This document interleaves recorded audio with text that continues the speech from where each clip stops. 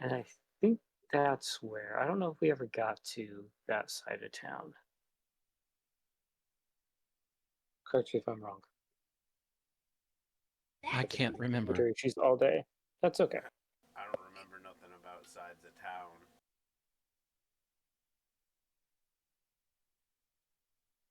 So perhaps we will start there as you find the tavern or the other hotel that was talked about after leaving the one from where Whisper and Lana met you all in.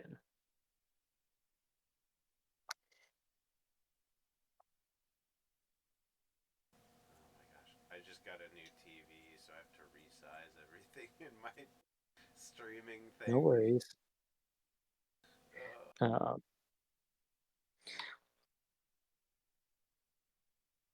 Um, so after leaving that kind of sketchy looking tavern and arriving in a more upscale side of the town, everything looks a little bit more cleaner. People not wearing dirty clothes, more of a business type feel compared to where you were at was more like where the miners were. You notice this nice white, it's like an all nice white wood framed 2-story building with the name called the Pearl. Go inside, you have a human tavern keeper, a male, who with balding hair, but a nice bow tie, long sleeve shirt, sitting there polishing silver chalices on the bar.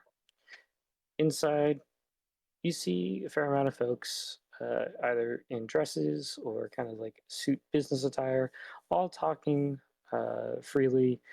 Uh, as you enter, it kind of quiets a little bit. They see who's there, but they don't mind. They don't pay any attention to you compared to the last place where everyone kind of stopped and looked at you funny. And that's where we'll kick off tonight, entering the tavern.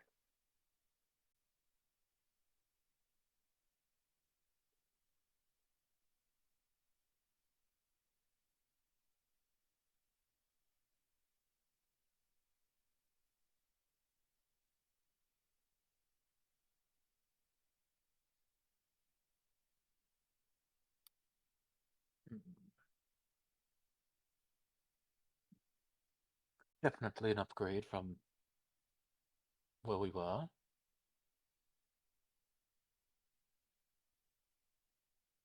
Sure.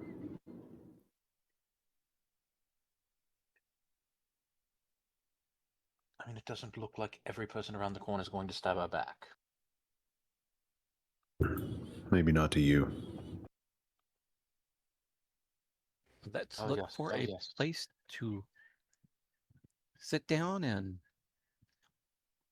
they got perhaps private rooms. seems like a whole different kind of thief in this part of town. Profiting off the hard workers.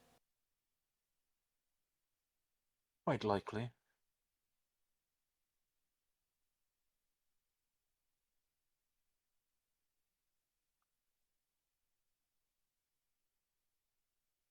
As the gentleman behind the bar notices you all just kind of looking around,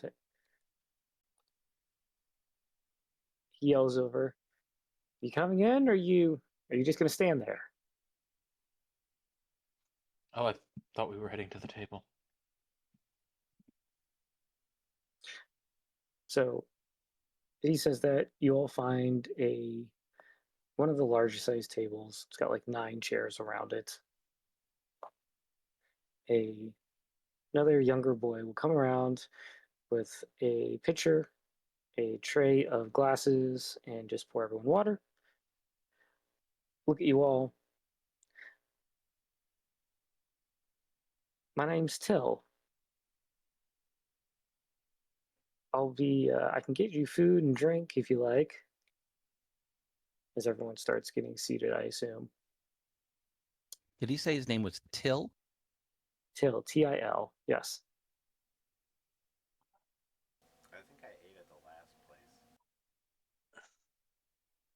did.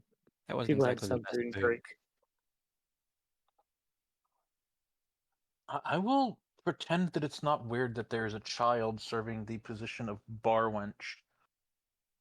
It's not a bar wench. Waiter.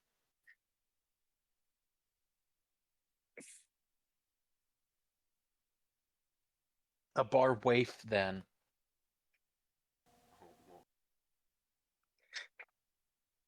Which is worst? Anyway, so it just looks at you all. We have fresh made bread. I believe some breakfast foods are still around. We're moving more into the lunch menu, which I believe is roast with some vegetables and some wine.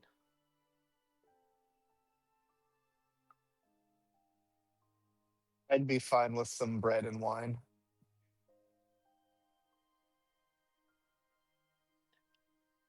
Till just Nice. nods, scribbles something on a pad. That sounds the as rest though of the it would party. go well with me. Makes like a hash mark next to what he's already scribbled.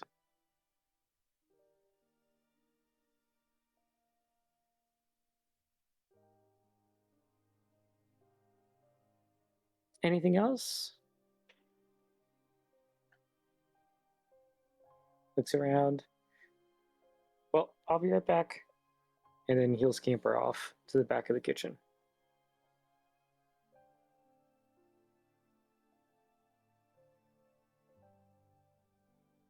Nico's going to stay in the carriage.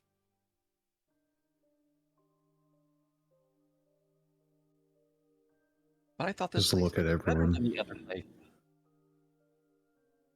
Why are we here?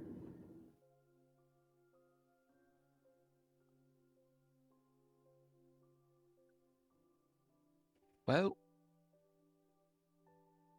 shoot.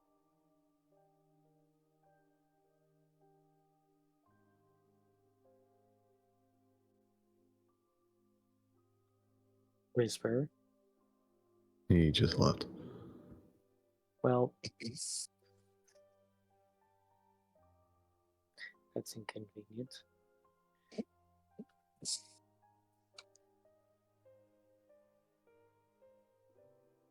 Is Mary coming tonight? I have not heard from her in about an hour. Okay.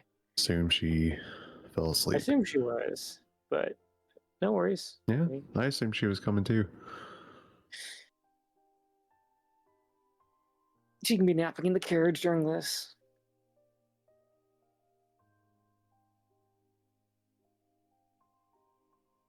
I have a better idea that's more in character.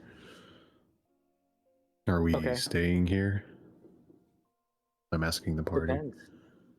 Oh. Well, I need Whisper to kind of help out here whenever they get back.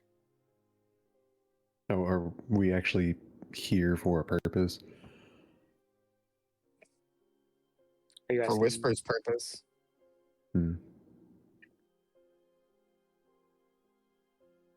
Because, like, my understanding was, like, we left the other place to go out of town so we can make a plan.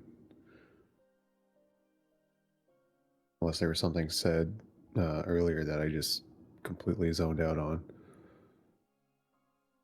I don't think you're completely wrong. I think there was like a suggestion to like plan somewhere else, and I think it was to like go to the other tavern. So I think I just made the assumption you all wanted to go there instead of outside of town.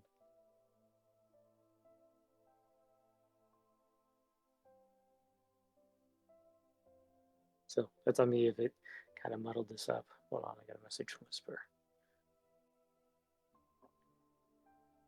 So come this way instead of going to the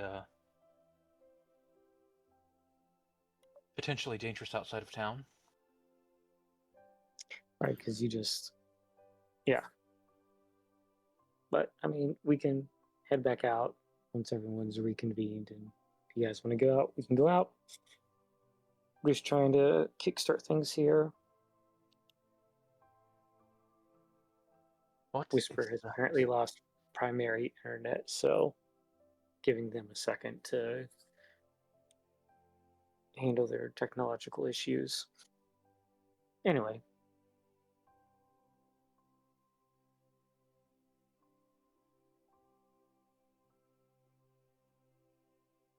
as and I'll do some role play for a bit and bide our time. As Tilkenback puts these fresh baked loaves of bread, you have a round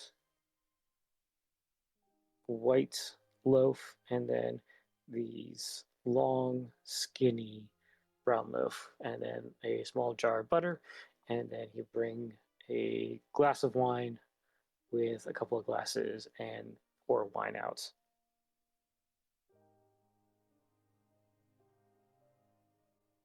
So he looks to the group. Anything else? You there? Yes. Howdy, howdy. Yes. So Till just dropped off bread and wine to the table. Whisper. Okay. Sorry, I missed all that. You're One of my good. cats unplugged the internet. Understandable. Sabotage. So, Well, it's a lot harder for them to do that now that there's not a lot more space where the plugs are anymore. So that's the first time that's happened in a while. I believe a party member was asking the group why we were at the tavern, and I believe you were going to say something before you cut out. Oh, well, the reason we're here is because we need to get I keep wanting to call it the celestial orb, the religious artifact that's currently being stashed in the vaults of and he's talking as quietly as he can, whisper per se.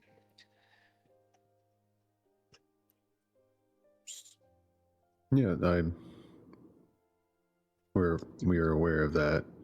Are we planning on what we're doing here? Well, one of the reasons why we are here is so that we can, figure out the best plan for it. Because it's not necessarily going to be the easiest thing to do. Yeah, but I generally find that the trees keep better secrets. Yeah, not a busy tavern in the middle of its lunch rush. Well, there's a little bit of information we need to get, and Lana knows some people here who can help us get that information.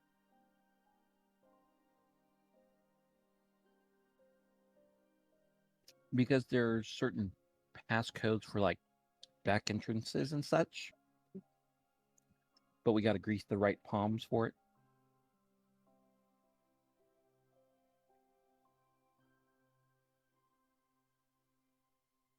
Well, the promise of an audience with the matron tends to be the best of Greece.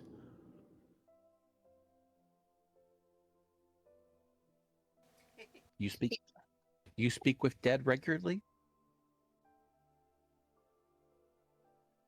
I speak for the dead, Sends and people I to can the afterlife regularly. Yes, well, indeed, and I can speak with the dead as well. Yes, that is a gift the matron has granted me.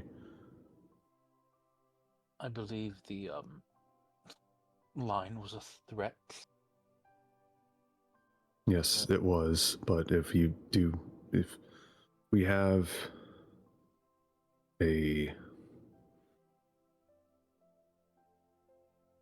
corpse who still has residuals of their soul left within inside, we can garner its secrets.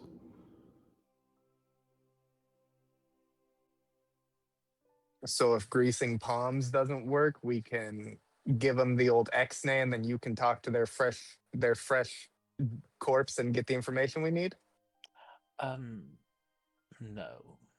As long as they're humanoid, I can talk to their soul directly. But if we're the ones that kill them, they don't tend to talk. Almost making me, I wish I had offed that guy that robbed my husband.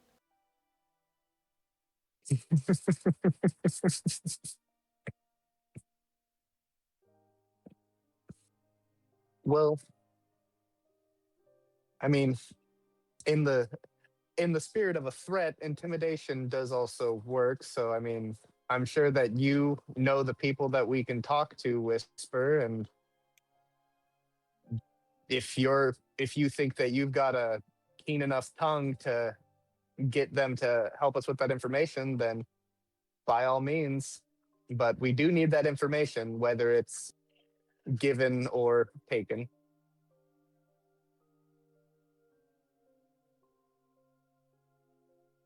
Okay. And he looks over at Lana.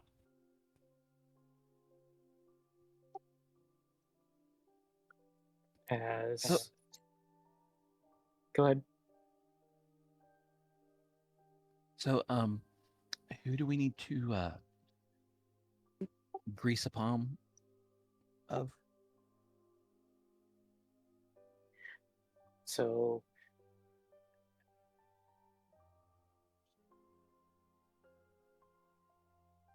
she looks around and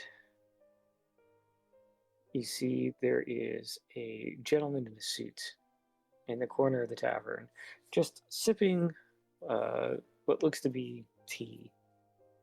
And she points, and she kind of like has the group like huddled in, and she talks. That's Ian Ray. Hold on, I'm gonna write in the Roll20 chat. And she's like looking for the word offense, I believe.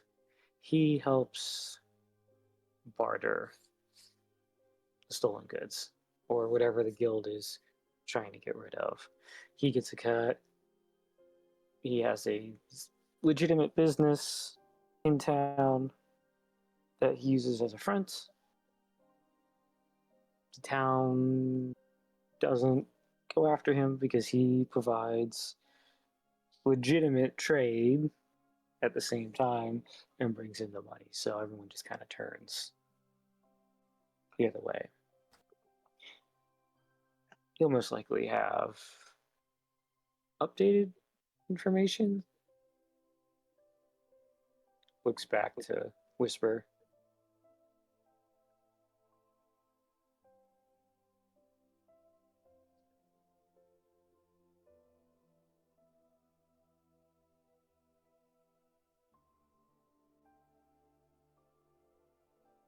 And hopefully we'll have a updated map as well.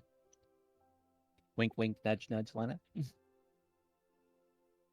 And so, Lana, what I'm going to do is in our Discord chat, I will throw up the map so that everyone can take the time to go look at it.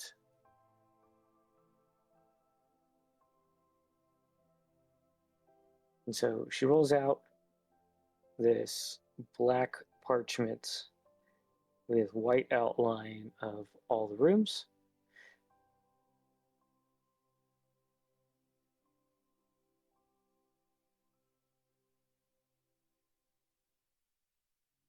And she's like, okay, so this combined with me, I got back in to double check that the layout was correct. And then she'll look at the group, and this is where I'll have Whisper. You're going to need to roll some rolls here in a minute. And she's going to point out some things. So I just need to change to a different map for myself Double check notes. Okay. All right, Whisper. Roll a history check. And for the objective is you're trying to recall what you know about this layout. Oh, don't roll in that one. Got it. And you can do it a couple of times. Okay. So Well, an 18 is good to start. Perhaps I need to do this a different way. Just give me a second.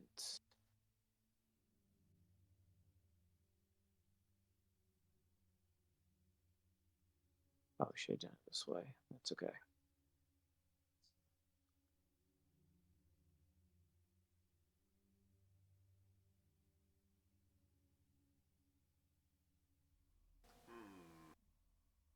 I opened up the map in my browser, which closed out Roll20, and now I can't get back into Roll20. Interesting.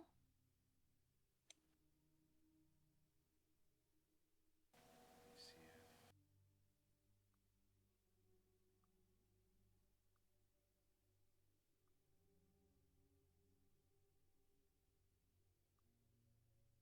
I just go to the website itself, maybe. Oh, technology. Okay. So, created just a blank version of this map in Roll20. I will move us all there. So that way.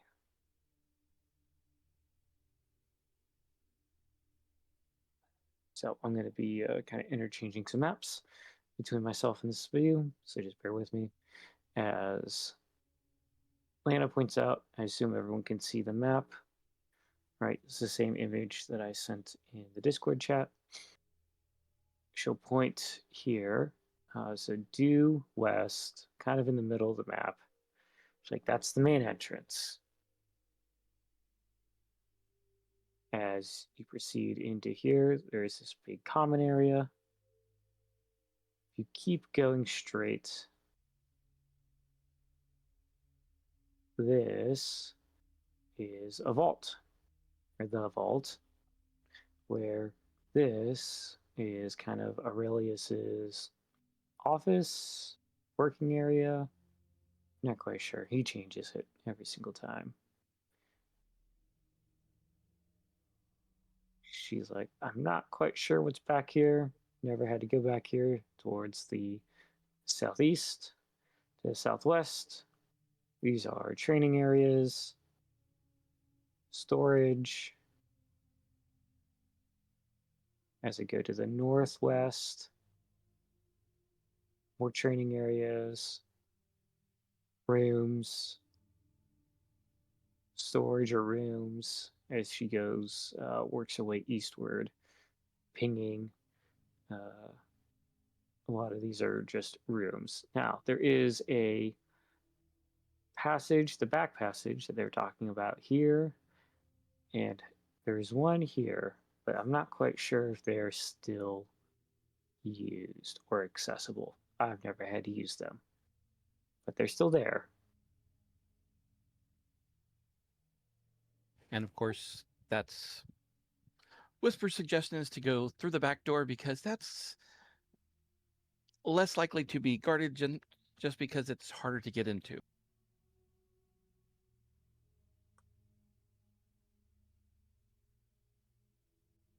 All right. Now, that being said, Lana looks back. You know that you told them, right, that he's crazy about traps, right? You told us at the other tavern. Yes, that. Okay. Just so roll another history to see what you can recall about certain traps and perhaps where they are.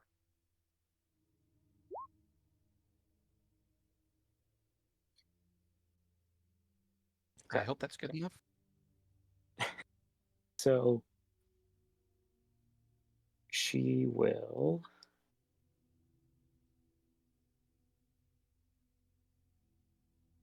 Hold on. Fact check this with the my map.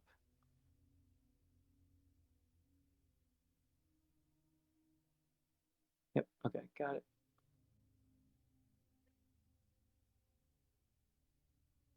Okay, so she looks at. Okay, you remember the cleaner trap? Yeah, hear it. Okay, it's should still be here, and she's gonna ping in the middle of this stall area, in the middle of the hallway.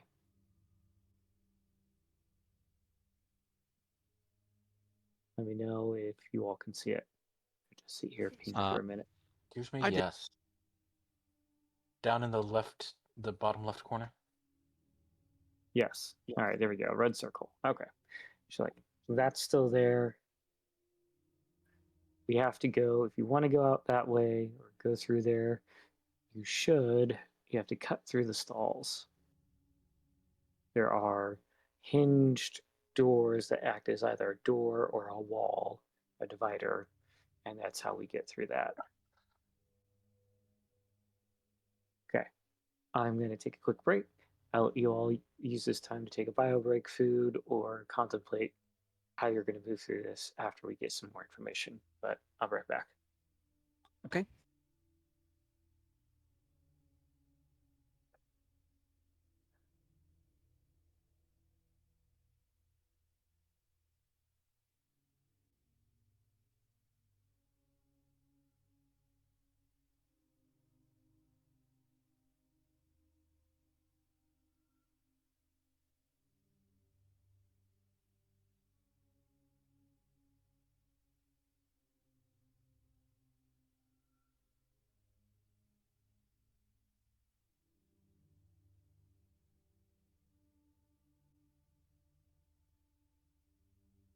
Oh, that's why my chat wasn't visible.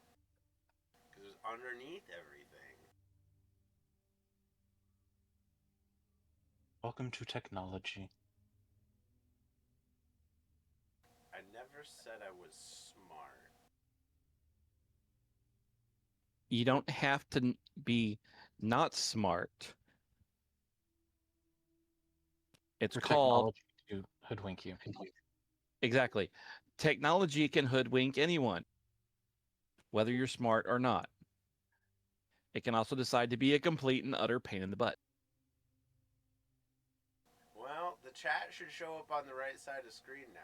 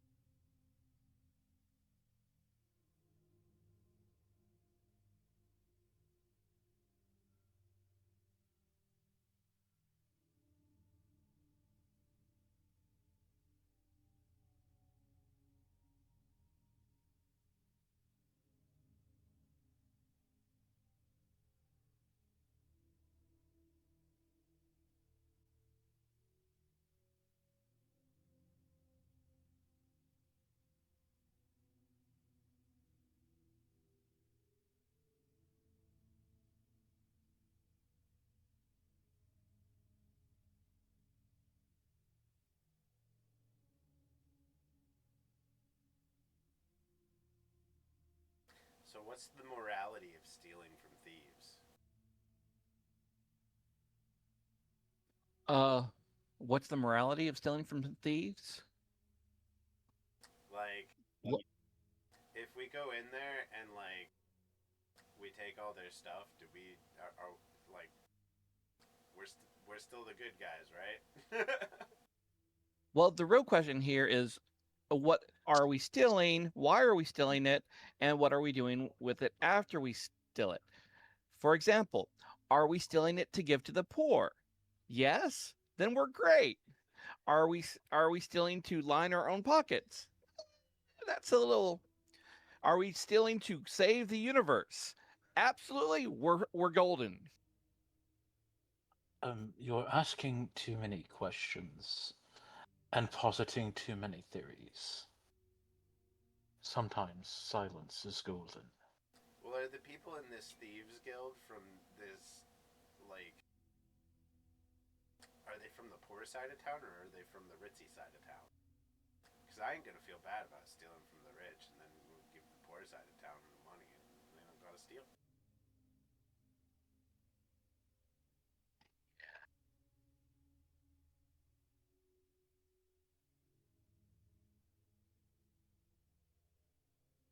Flix is just eating his bread. From my understanding, whoever we're stealing from, we're giving to the richest person in the world.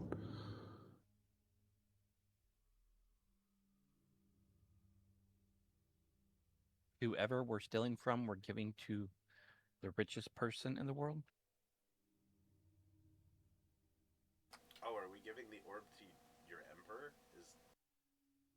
Or I thought Whisper was using it in our battle. Well, yeah, that was kind. Yeah, I'm now just completely frazzled there. Yes, we're going to be using it in the final countdown or whatever. Oh. And the replay I had gotten from like the half a session that I missed. It's thought okay. I heard something about stealing something from the old Thieves Guild and to get something for the Emperor.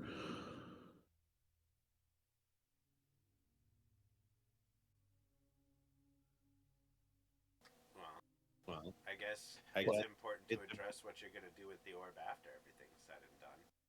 You said it was like a religious holy symbol thing, right? Maybe Yeah. You return that to its rightful home or something? Afterwards. Well, then I feel all sorts of great about this.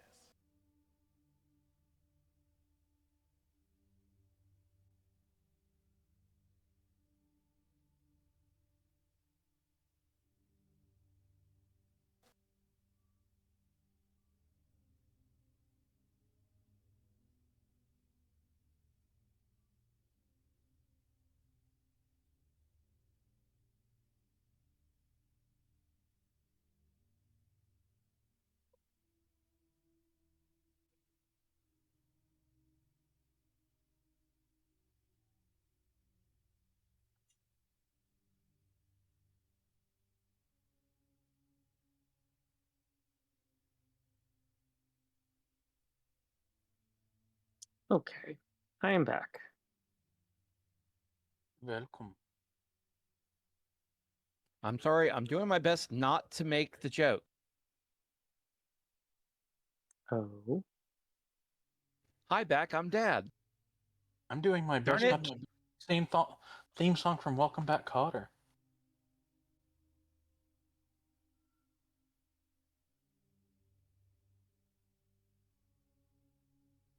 I'm just a little fairy. I'm also just a little fairy, but in heavy armor.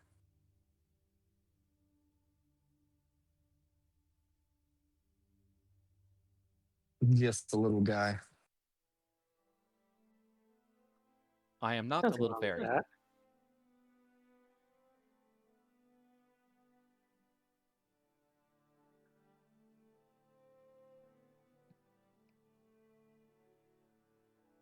All right. Was there any planning going on, or was this all just break time? No, this was just break time. That Perfect. we didn't. And pondering the like what's the morality of stealing from the people that we're stealing from, whether or not they're rich or not. So Yeah, I asked Whisper, like, because there was a little bit of a misconception that Whisper was giving the orb to the Emperor, but we established that yes, it's getting used in the fight, and then there was a whole discussion about like, oh, it's like a religious artifact, right? So maybe after we're done with it, you return it to its rightful home. And he's all for that. So I'm Good all on discussion. board now. Eldon, are you back? Never left. Okay. So, sounds like I heard everyone. With that, I believe we left off. Were you going to describe what the cleaner trap was, or?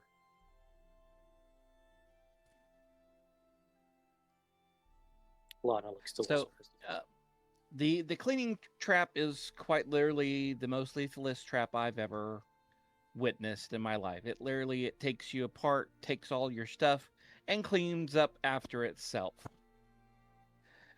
Gelatinous cube. It's worse than a gelatinous cube. It basically, literally, it's a grinder. A black puddle. No. I'm trying to figure out what a black puddle is. You mean a with black the way that pudding? you described it, if it's like with the way that you just this is out of character, just me thinking the way that you described it is that this trap is just like 6 dudes who are going to mug us, kill us, then clean up the scene afterwards, and then get back into their hiding spots. That's funny. I But mean, no. it does kind of sound that Like way. a disintegration spell that doesn't target valuables. Basically, it uses crushing, bludgeoning, piercing, acid, fire, cold, electricity, poison. And after a few minutes, if the individuals are not dead by that point, if I remember correctly, it also uses necromantic, psychic, force, and radiant damage when it gets really nasty. And then, assuming you're dead, it then uses additional biodegrading acid to eat all your flesh and bones, while leaving all valuables, metals and stones and such, behind. And it then automatically collects those and delivers those into the vault. As I said, it's a very nasty trap. So they threw everything into the vat and saw what came out. Yep. I mean, it even uses lodestones to, attract ferrous material. He was even talking about using rust monster powder, whatever you want to call it, to destroy non-magical weapons and such, and armor, to get really nasty, but he never instituted that back then, so knowing him, he may have by now. And I thought I was paranoid when I was still in my own body. Yeah, I wouldn't call him paranoid. He makes paranoid people look sane.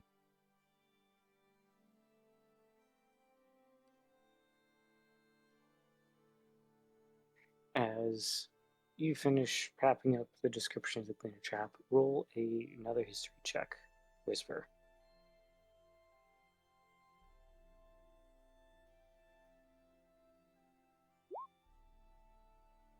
And of course, they slowly get worse and worse and worse. As Lana is like, he did something to the center. Let me go back to their map.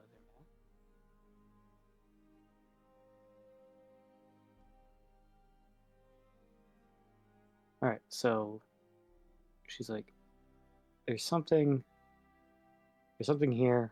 I don't remember what, or its trigger. I'm pretty sure there's still something here.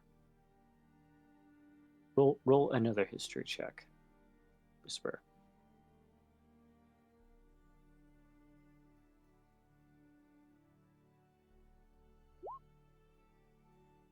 Nat 20. Okay.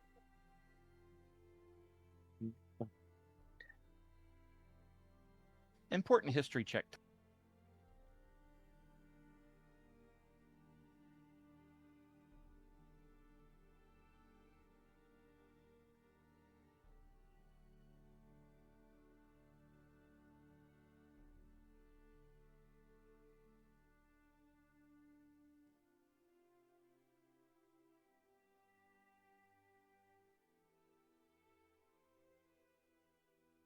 Okay.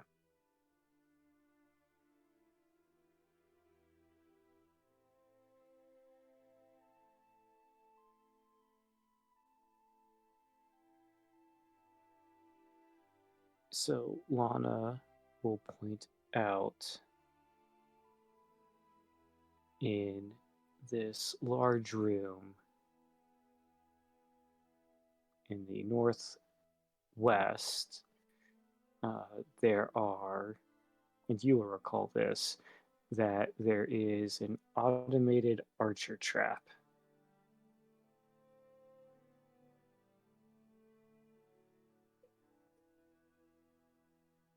That if you don't push in a particular block to deactivate it, they will automatically engage and just start shooting.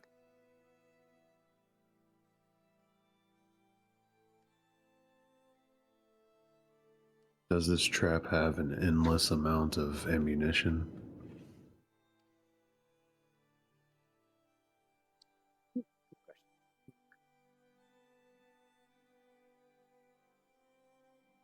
Probably.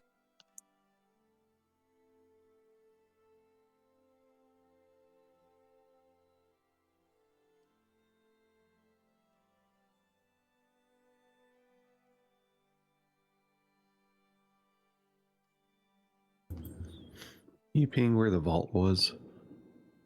I think Yeah. I missed it. Not there. Due Oh, yeah, east. yes. And we see the hallways that do not seem to have access into the room on this map. See what? Hold on. Oh, what's your question? You're unsure of that access. Might be there. It might be closed off. As this map was kind of a collaboration between Whisper and Lana.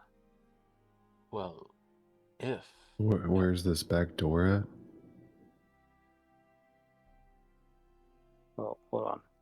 Let me answer the archer question. So, with the roll that was made, you know it is a magical trap that uses enchantment magic to animate archer statues that will fire every 3 seconds for 1 minute.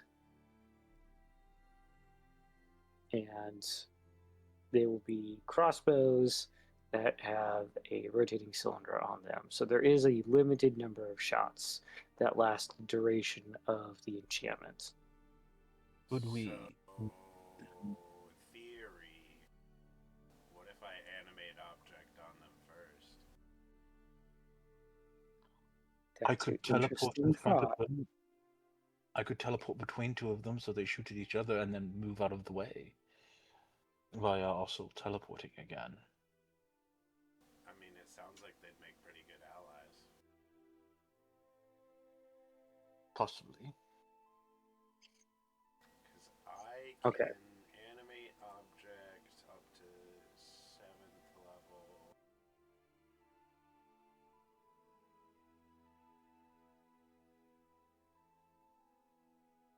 Two additional objects for each level above 5th.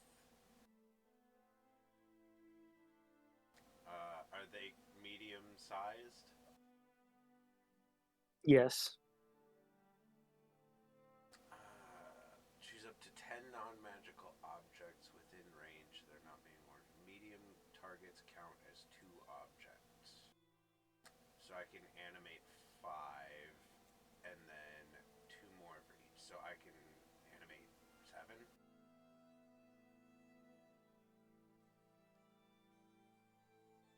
That sounds about right. As Lana and Whisper recall that there are at least 6.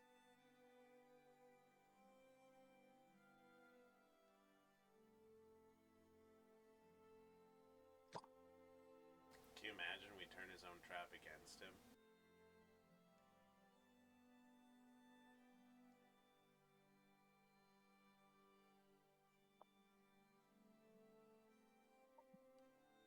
All right. I think that's Uh, poetic justice. As Lana looks to Whisper, give me one more history roll, Whisper.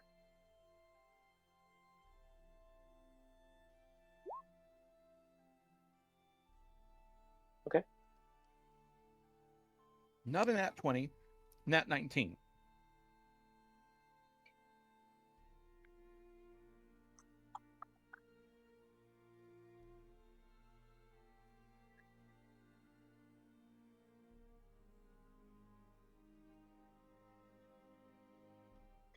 She pings.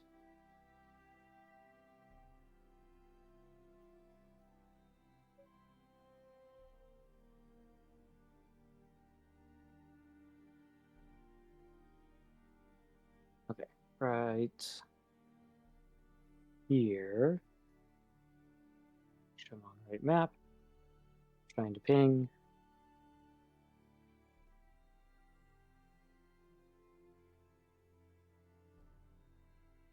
Everyone see what I'm pinging? Yep. Okay. She's Middle. like, you're Top.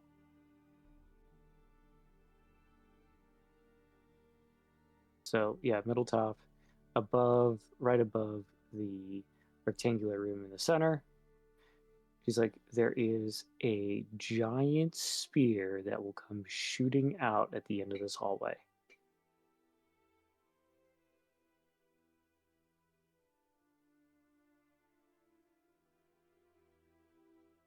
And that there is, make sure I say this correctly.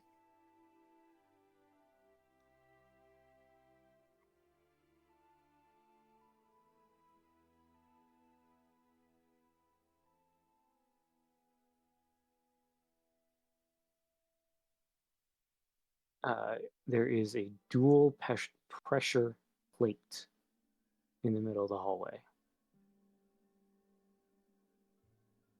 And that with enough weight, you will activate that and it just comes shooting straight out.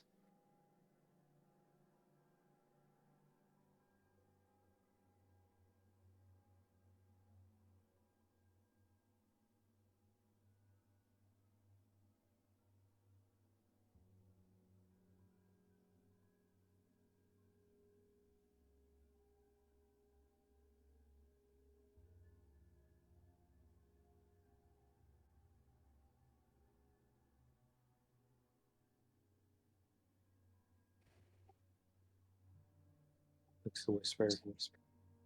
I think there's, well, I know there's more.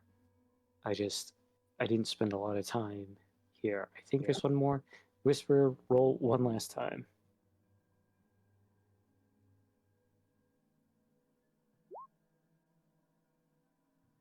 Wasting all my nat 20s before combat. Let's hope we don't Okay, have combat okay. tonight.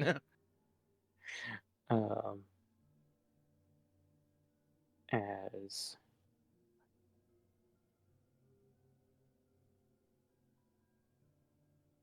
she mentions this hallway,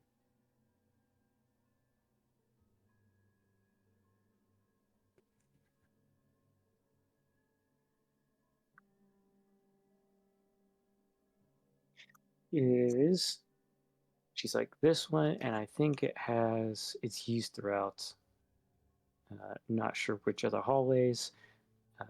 We call it the lightning rod, where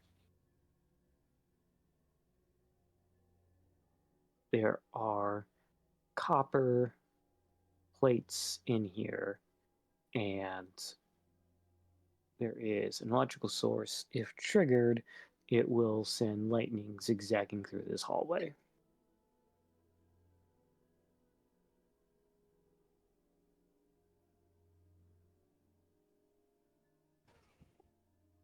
So as everyone can see, he likes traps, which is why we want to take the back door.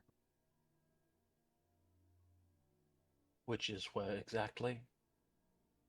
It's hidden, and it requires a password that I don't know because it's obviously been changed after, many years. Oh, and I should mention, I should mention that finding it is impossible unless you know where it is, because it's technically, how do you put this? He uses an earth elemental to cover the door so people can't find it. So there are ways to find it without knowing where it is, if you know what you're looking for. Yes. But otherwise, you have to fight the earth elemental to get through the door. Or which will, of course, which will still trigger the alarms. But that punch over there, and I lay my finger pointing towards Ian Ray on the table in that direction, is the one we need to interrogate. Yeah. I look over to Eldon. Do you want to have fun? I want to have fun.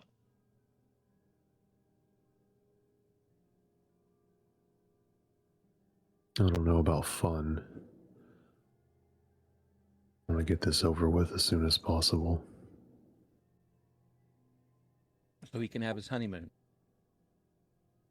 I have to have a wedding first. Oh, that's right. Wrong wedding. Like, we've already had the wedding. Oh, wait, wrong wedding. Those were the fairies.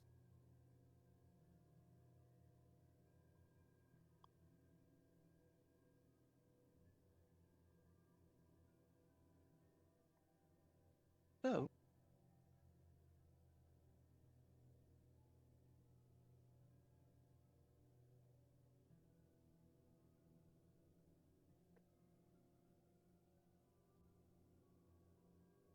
So Wanda looks to whisper in the group.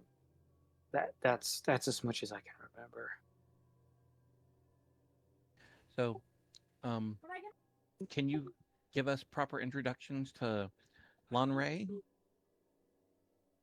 Ian Ray, but yes. Ian Ray. I know that eye looks like an L.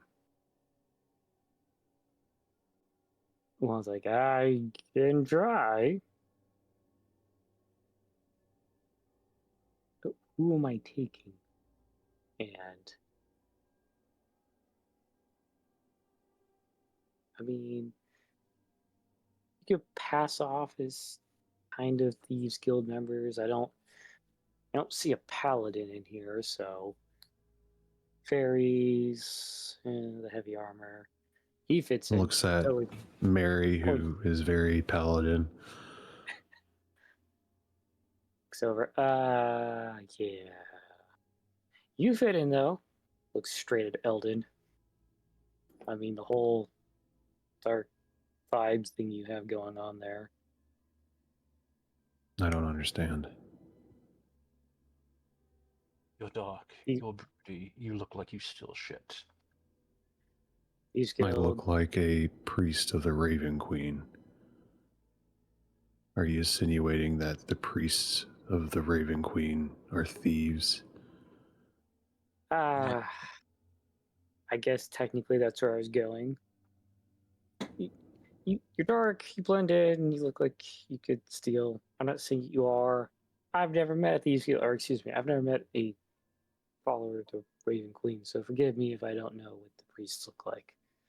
Most The dark. deities are in bright and shiny colors. You're the complete opposite, so The dark. my apologies.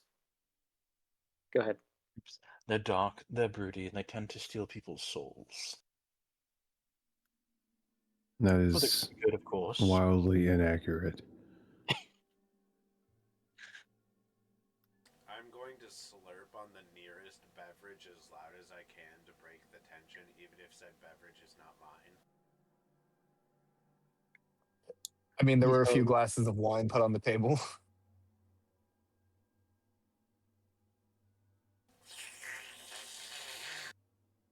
Yeah. Okay, so I take a loud bite of my bread. oh, that crunch, like from like sourdough, just crunching into it. Okay, so who?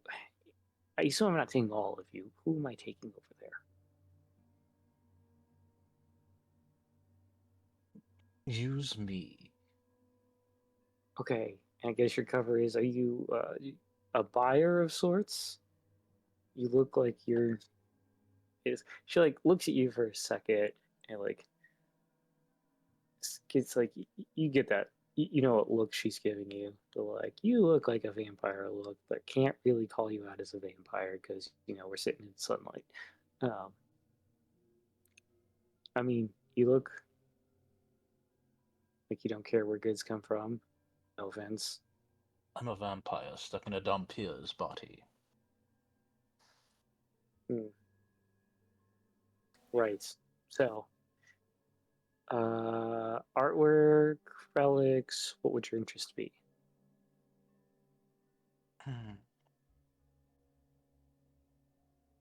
We'll go with artwork for this matter.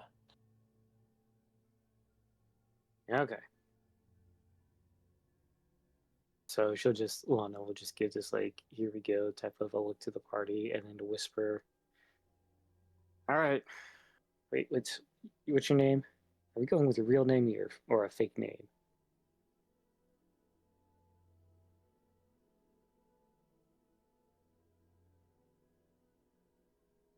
Looks serious.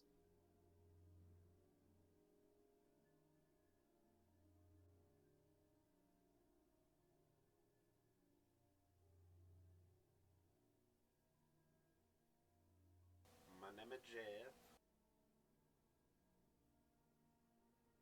Serious.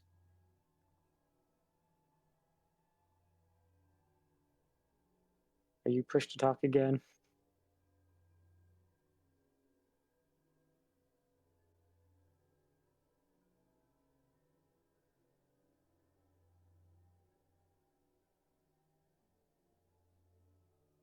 My computer just straight up hard froze. Ah, fantastic.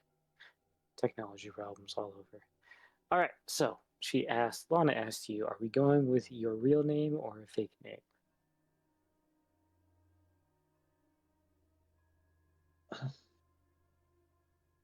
We should probably use a fake name in case our exploits have made it too far around.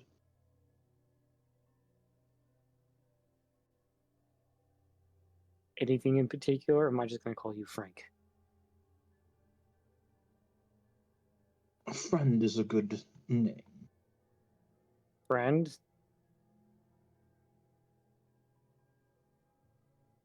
Isn't that Sure. what? Did you say Brand or friend? Frank. I Oh. said Frank too. Okay, that works. Okay. So she just gives us like, okay, I guess we're doing this look. Looks to the party. Frank. So Lana you'll see Lana and Urius, i.e. Frank, kind of mosey over to the corner where you see a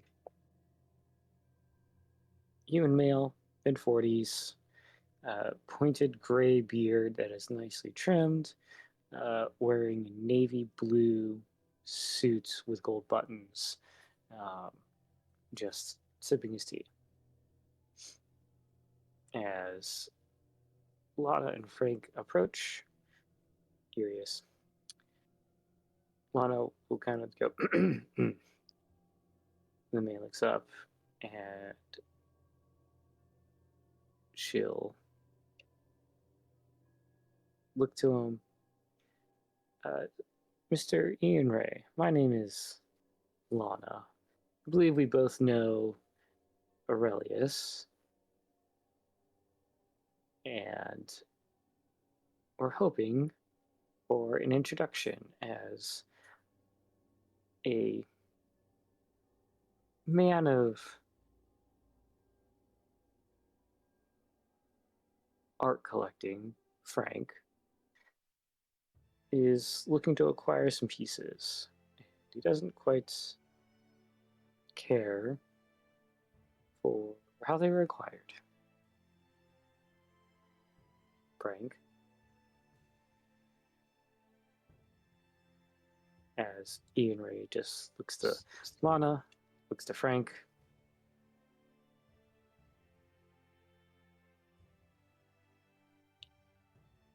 I just care for the quality. Well, I heard that perhaps Aurelius might have some newer pieces, and maybe you can get us in for an introduction and let him, it's hard to move all the artwork, and I don't. He's a very interested buyer. And she like pokes at Frank. Money. I make a slight bow.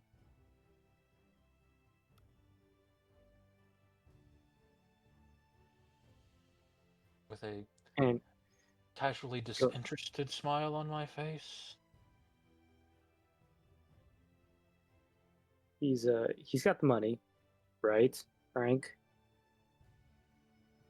Some money.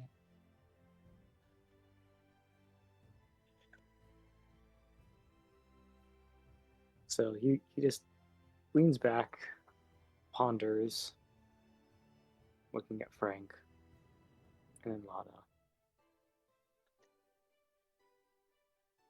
Looks back to Frank. So what's it worth to you to get in and to acquire a piece of art? Depends on the piece of art. The artist.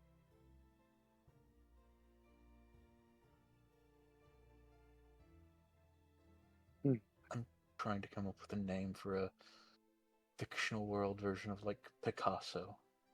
You can just use real world. That's fine. A Picasso. He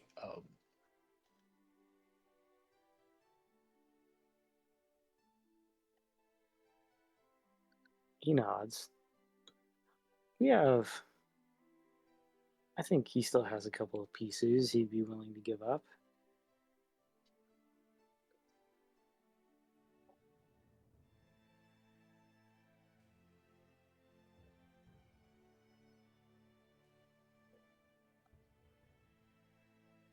Put some together real quick.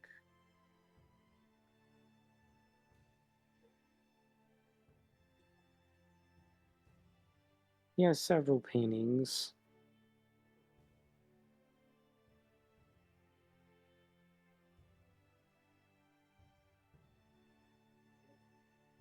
I take, well, let's see, introduction plus the sale, commission.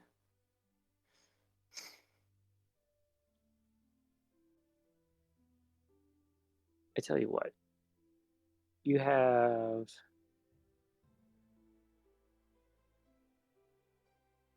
1,000 gold pieces. That would cover probably most likely my commission and getting in the door. So I'll have to buy it though. Depends on what Aurelius's mood is. He wants to sell it for coin, favor, some relic you may or may not have. Do you have things to trade? Enough coin to pursue this venture? I have the coin, and I have ways of ascertaining other forms of payment. So, Ascertaining? Procuring other forms of payment. Wrong word. he looks. You're not trying to break in, are you? I recognize her, though she might not recognize me. Seen her come in and out, so I know she's at least solid. Or a fantastic spy who's not been caught yet. Either of which she's still breathing. I don't know anything about you, though, looks to Frank. I'm just looking to reclaim some of my things and have the gold to do so. Your things. So you mean. And I need things to trade for my thing. If I can buy them from your master, why not go that route?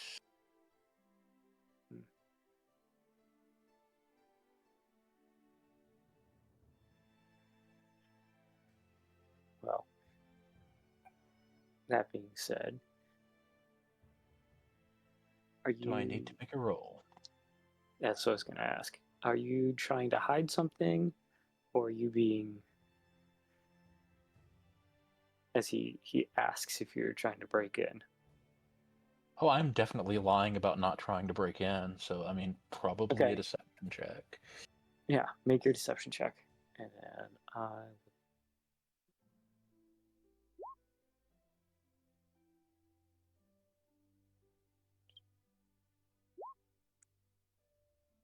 all right.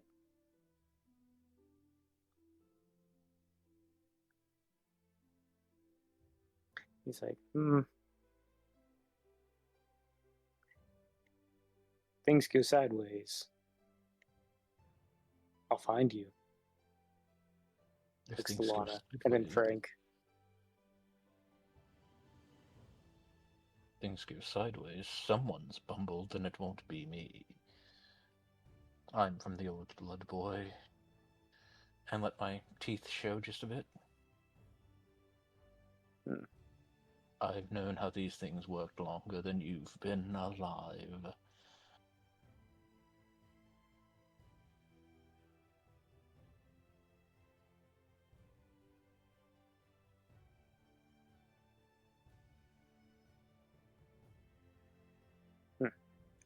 Well, I'll take half now, half after we find your piece,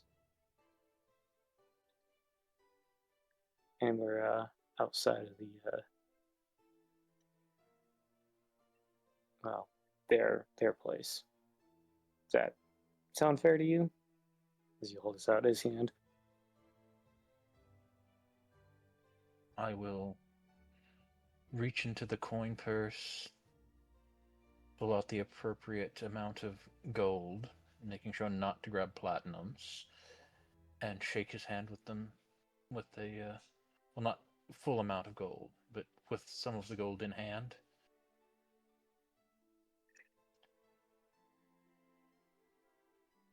I will give you the rest when there are no eyes upon us. Well, they know better than to go cross me. But I do appreciate your discretion and your sensitivity to the matter.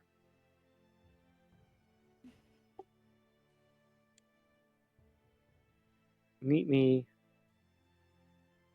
here. Well, here, face this. meet me out front of this building. Oh, let's say 2 hours after sundown. That works exceptionally well. You and her.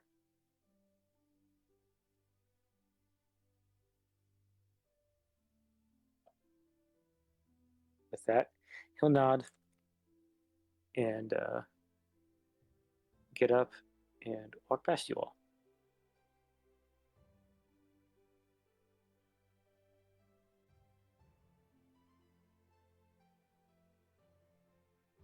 As Lana will take Frank back to the table.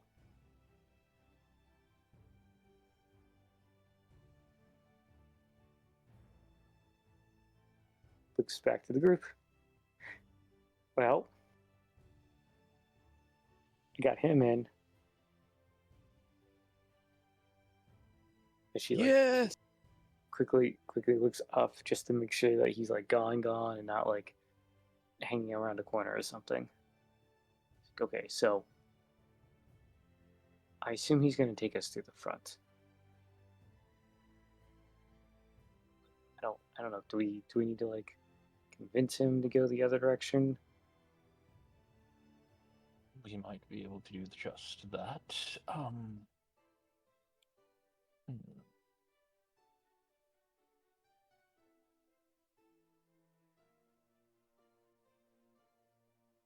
The question is, will we be able to convince him? Dang it, nabbit. I don't have any hypnotism spells. Bad vampire. Really bad As vampire. Lana, I could.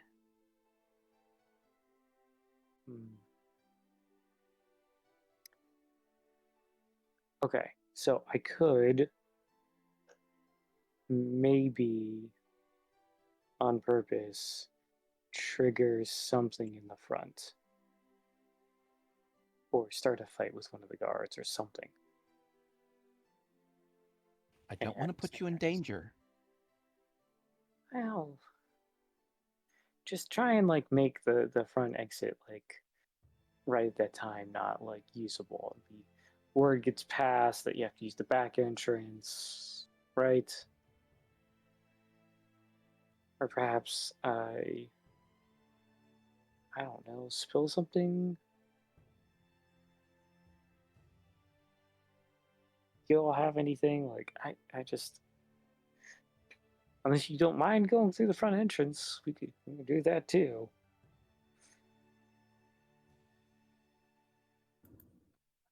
I can go spread the word of the Raven Queen. Like, You would so enjoy doing that at the front entrance, wouldn't you? like knock on their door and like, have you heard of the Raven Queen and all their glory? That is that what I'm seeing or envisioning here? I've got bombs. That's what you think we do.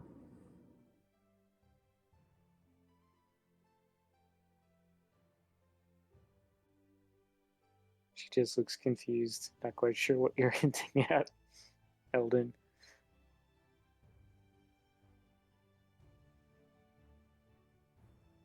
Do you know who the Raven Queen is?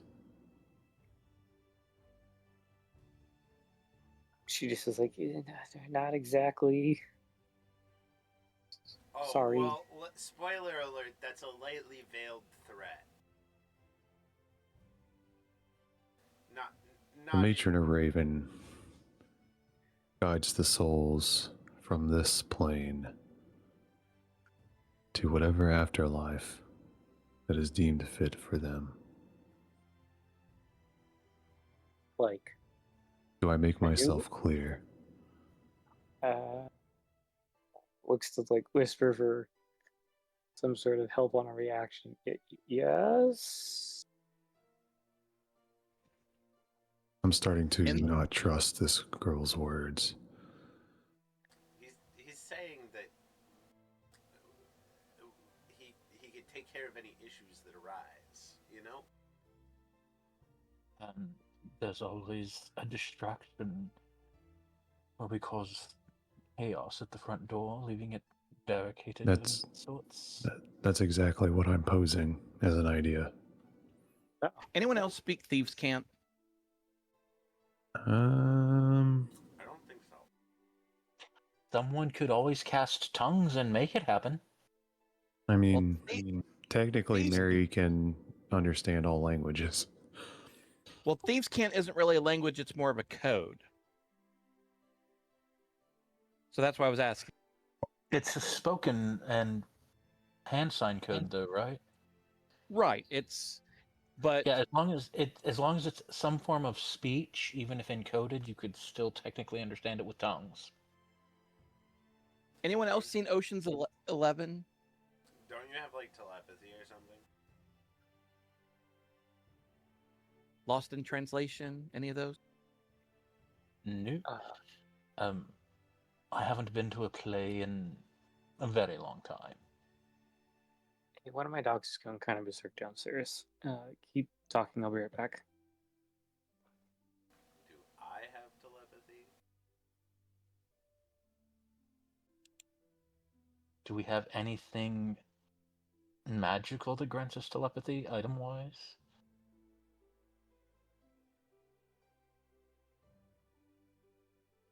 There are thingamabobs of sending.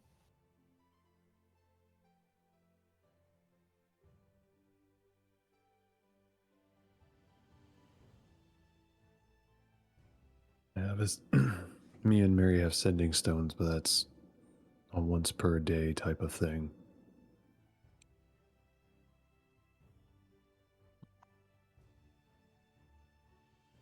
It's midday, we have until, depending on what season it is, 5:30-ish to 9-ish? I speak Goblin.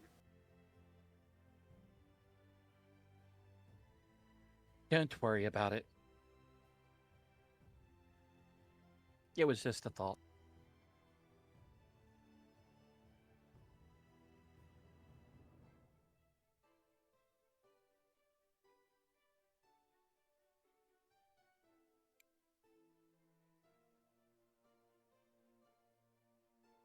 Wait, don't most of us speak Draconic? Eldon does not. Let me check I also Mary. only speak Common and Sylvan. Common, cuneiform, deep speech, Elvish, and all written languages.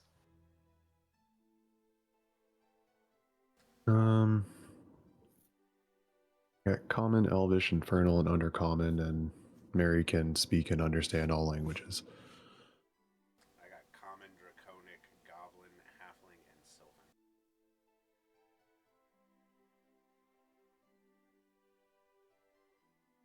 Man.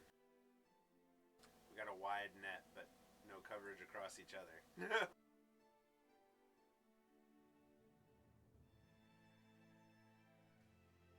And Elvish is going to be common enough that it's likely something that at least someone in the group of thieves is going to understand.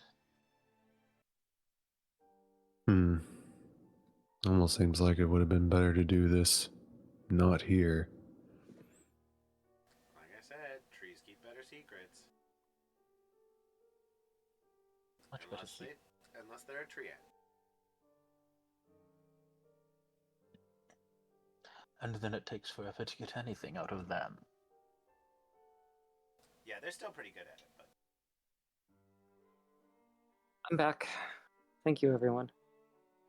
3 weeks after the interrogation of a treant begins, they get the first question answered. yeah, How did a treant get involved? I helped move one once, and oof.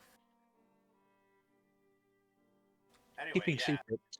Trees keep better secrets unless they're treants. And then it takes forever to get the answer. Well, maybe for now we move to the woods until your deal goes down and we start our distraction, whatever it might be. There may be a couple of things we could do in town before then, but you all would have to go and not be caught. I mean, I've got pyrotechnics. I could always make some fireworks. I meant getting some enchanted items that could allow us to communicate over distances. Secret. Making sure that all of this is so low that we can't be heard, and I'm keeping an eye out for I about gave the wrong name. Till, not Lil. Phil's just blitzing about, going table to table, making sure that they're taken care of. Doesn't seem to be interested or disinterested in what you guys got on. He's just keeping busy. So, as Lana comes back, what's the plan here? So, I heard distraction at the front, trying to convince Ian Ray to take us through the back entrance to sneak in, but it's just me and air quote Frank. So how are you all getting in here? We will solve that. Not here. Shall we take care of our tab and recline to excuse ourselves to somewhere more green and a brown. It's a good day to take the carriage for a ride.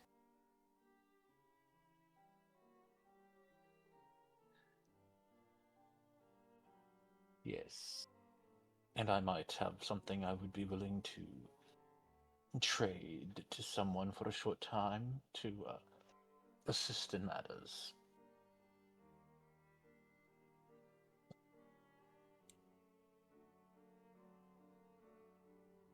But let us do that on the road. I'm just like, okay. As Till comes by, do you need something? Need refills? More bread?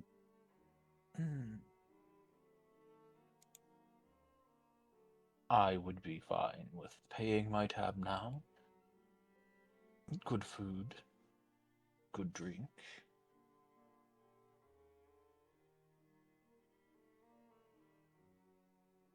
Yeah, we can pay the tab and leave. Okay.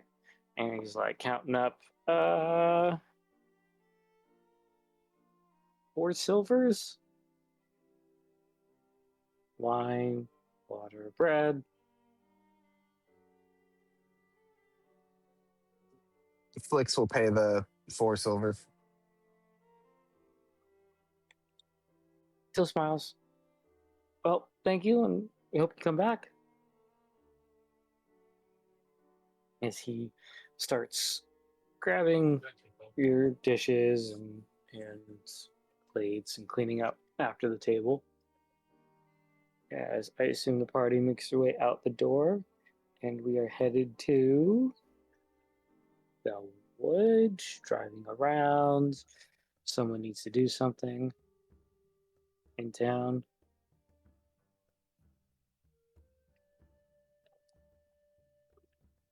Does anyone wish to do the shopping for some enchanted items that could relay messages? I mean, I'm happy to pay for them, but I'm not exactly low-key. I mean, I can still send the sending to everyone. That could be a thing that works well. What was the item that you were thinking of, Darius? As soon as we're somewhere in private, even if we've not gotten into the carriage or left town, I will begin to pull out my Cloak of the Bat.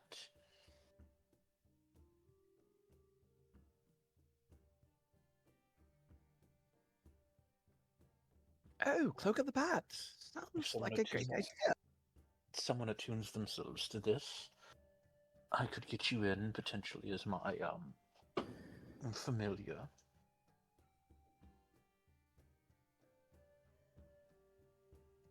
Now, you'll have to transform just before we meet up. Okay, well, we found a quick way for Whisper to get inside. Or anyone that wishes to attune to it. This is Whisper saying, that sounds like a great thing for me. Me and Flix could always go invisible and ride in your bag or something. I also have a disadvantage to stealth. Possible. It would be better if someone of the heavily armored order did make themselves invisible and inside something. Do I have... Is mine a bag of holding? It is not. You would survive in mine. Might be the only way you're really sneaking in. Not this way, no matter what way we have to go in. At least if I'm invisible, I won't have to face the indignity of people seeing me inside of a bag. That's an indignity. Hey, I was in a fucking wolf's mouth the other day. Don't talk to me about indignities. That wasn't willing.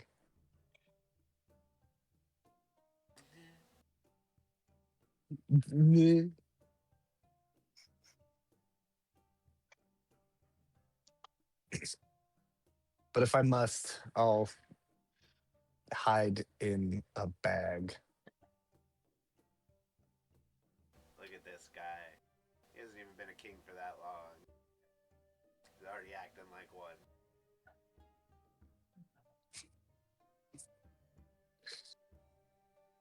Flix thinks about all the duties he thought he would have to do as a king. Getting inside of a bag of holding was not on that list. And it is now suddenly at the top of that list. It was never on the list, but now some reason it is. Yeah. I'm sure I slipped that into the wedding vows somehow.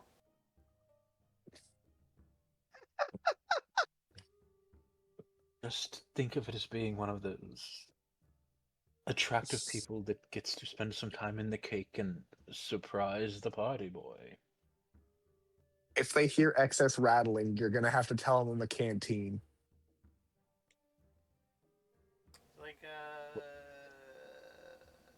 makeshift hammock.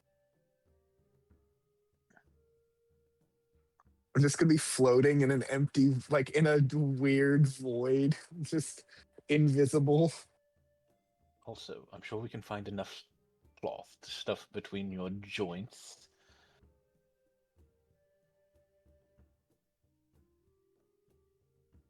Muffle it. Or just cast silence on the bag. They'll never hear you coming.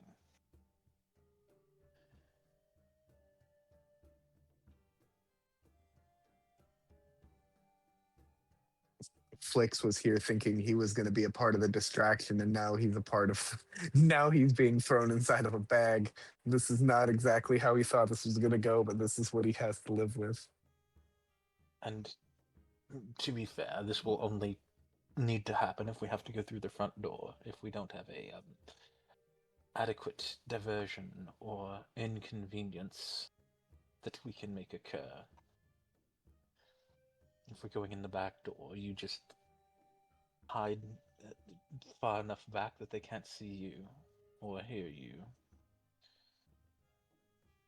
Wasn't that part of the problem, though, was getting through the back door if it's open because the earth elemental or whatever? Yes, that was the reason for getting the password, was to get into the back door. Yeah. So, I mean, it kind of has to happen either way. Yes, does anyone have silence?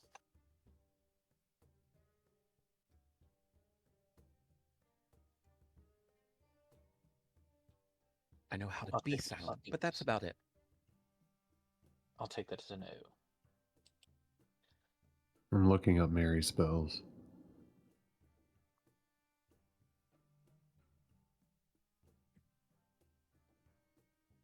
That's a no, big dog.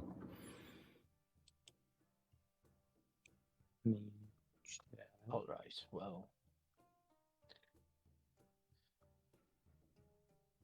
we'll just need I to don't- be careful and to try to get a good distraction. Otherwise, everyone's getting snuck in the interesting way. I will leave you all to figuring out the distraction. Like I said, I have bombs. Nico does not have silence. Something less conspicuous. Do you want a distraction or do you want inconspicuousy? You can do both at the same time. It is possible. A wagon that mysteriously breaks down and spills all of its wares in front of the door. I'm sure we've still got enough junk stuffed in our bags that could be a case.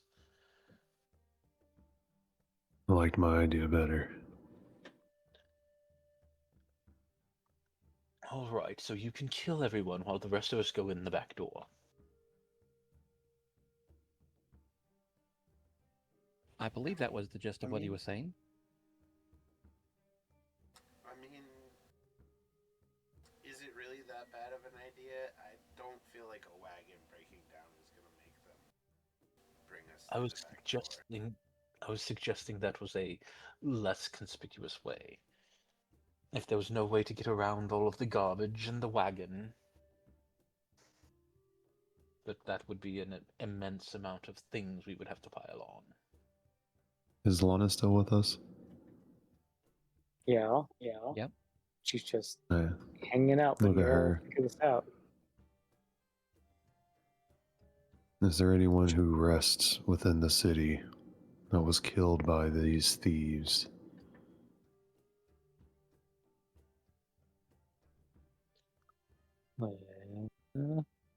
You mean any cemetery? I don't need a whole cemetery. I need A at body. least a person who has been killed by these things that has been laid to rest in some fashion, where their body remains whole. She looks, let me. They were talking about a rash of bodies that were found. Let me tell you what, let me go look and ask some questions. And I have a very important question. You've been dealing with these people for a while, right? you're talking to me, right? Yeah. Lana will look at Rosewind. Have they had any dealings with? And I'm gonna make I'm gonna take my hand, put it in front of my face, and make like a tentacle motion. Purple squid guys.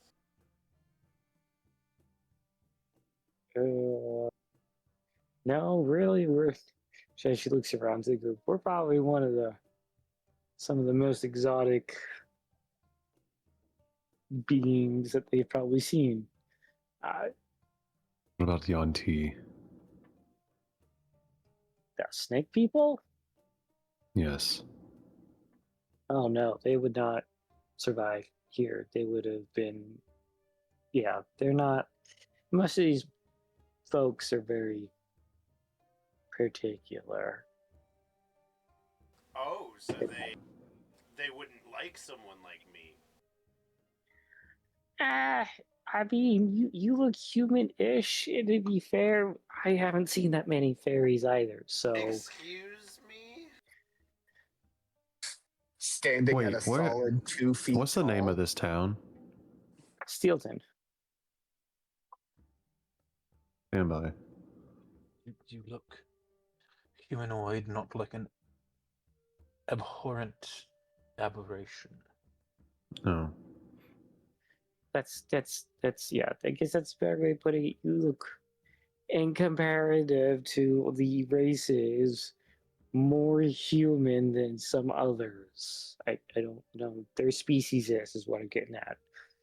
Is this the town Alva was from? No, Okay. different town. Similar concept though. Hmm. I'm, So it's fine to burn it to the ground. you know, Okay. I was like, It's- I it's wouldn't starting care. it's starting to feel like we have another revolution to fight. And we're not necessarily talking about this town, we're talking about the Thieves Guild. Oh yeah, Yeah. I'm starting to think stealth might not be the option. Well, I mean, there's plenty of abandoned mines out here, and Oh, the fucking yellow's trying to come out. that's probably why they picked here in the first place. Most of the hard work was done. You very easily cover up parts of a mine that lead to just a pit with some wood or sheets of metal. So makes sense that they're here. Trade, miners are down on their luck and willing to do anything for coin. I mean, it's like a breeding ground for the Thieves Guild. So there's nobody. So, from your dealings while working with the Thieves Guild, they have not killed anyone. Not that I've been told or seen or heard. No, I'd have to go looking around and asking some questions. Do I feel like she is trustworthy? We were described a trap that completely eliminates people from existence. We got described the London Express of a trap that mugs you, murders you, and then cleans up the body. I doubt that those types of people are going to have clean hands in any aspect. I mean, Thieves Guild here. Well, Yes, thieves. It's a thieves guild with a very bad boss who loves traps, and yes, he's a murderer too. I Okay, think it- the leader of this place is a murderer. Cut the head off. There we go. to grow back. Yeah, it's again Thieves Guild. It's all power, and someone will take power. It all So- depends. Like, Unless we're going to take over when we cut the head off, maybe just cut it all out. well, or like I said, we host another revolution. Whisper, if we put you in charge, you turn them into merry men, rob from the rich, give to the poor, sort of deal. Beat the black market on items. Not that He I looks care. he looks at Lana and in Thieves Can asks for her opinion because as much as he would love to get rid of Aurelius and Silent Steve and all that stuff, he has qualms about doing it and what he feels like is cold blood. Just because they're murderers doesn't mean he wants to become a murderer. and you're asking Lana for her opinion on you taking over the guild. No, Right. for her opinion on what the others are saying. She'll look to the group. I mean, I didn't even know Whisper was still alive, so I thought he got out of this business. Whisper was asking her secretly in Thieves Can. Oh, okay. So hold on. I will converse with Whisper. My apologies.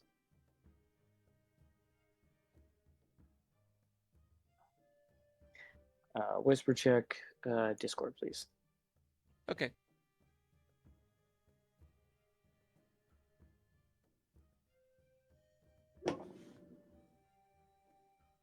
I feel like I'm getting mixed signals about what is actually going on here.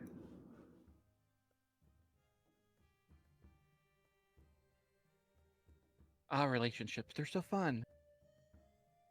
If we are not here to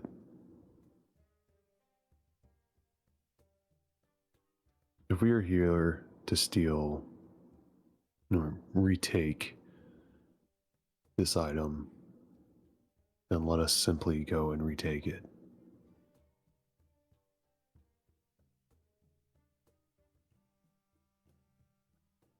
From what has been discussed, I have assumed that this group was much worse than apparently you're saying that they are.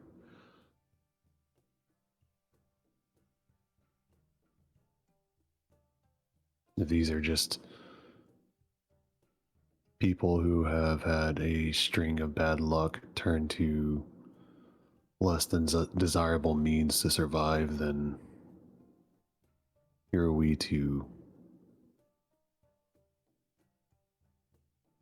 really do anything untoward to them.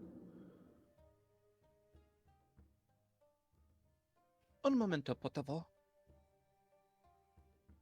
What did he just say to me? That wasn't a word. Uno momento, por favor. Something about Is- potato? It I almost don't know sounded what like port you're talking about. it sounded like very broken. No, not Sylvan. Trying to figure out what the D&D equivalent of Spanish is. Yeah, because we already got French is Aquan.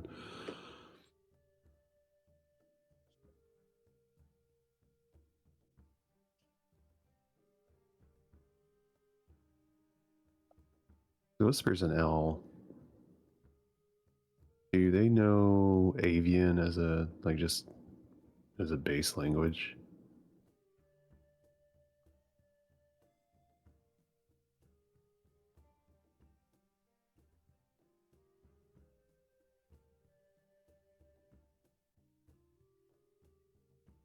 They said it very incorrectly, so maybe it's not a language a Whisper would actually know. No.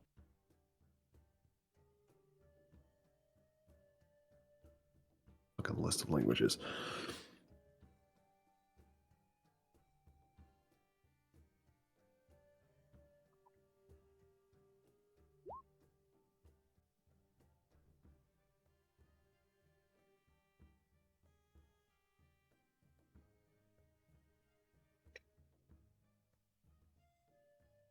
Any forward motion yet? Githyanki. No. Maybe halfling.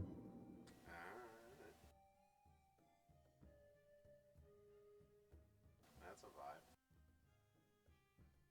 I'm confused.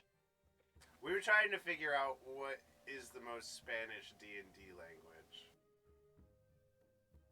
Oh, what's the most Spanish D&D language? Yeah. Ignan.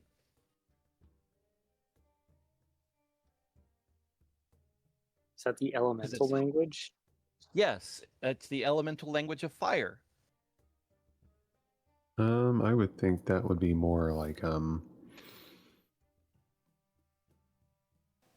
sounds. yeah. Well, can't really base it on that since French is Aquan. What about Rye said halfling.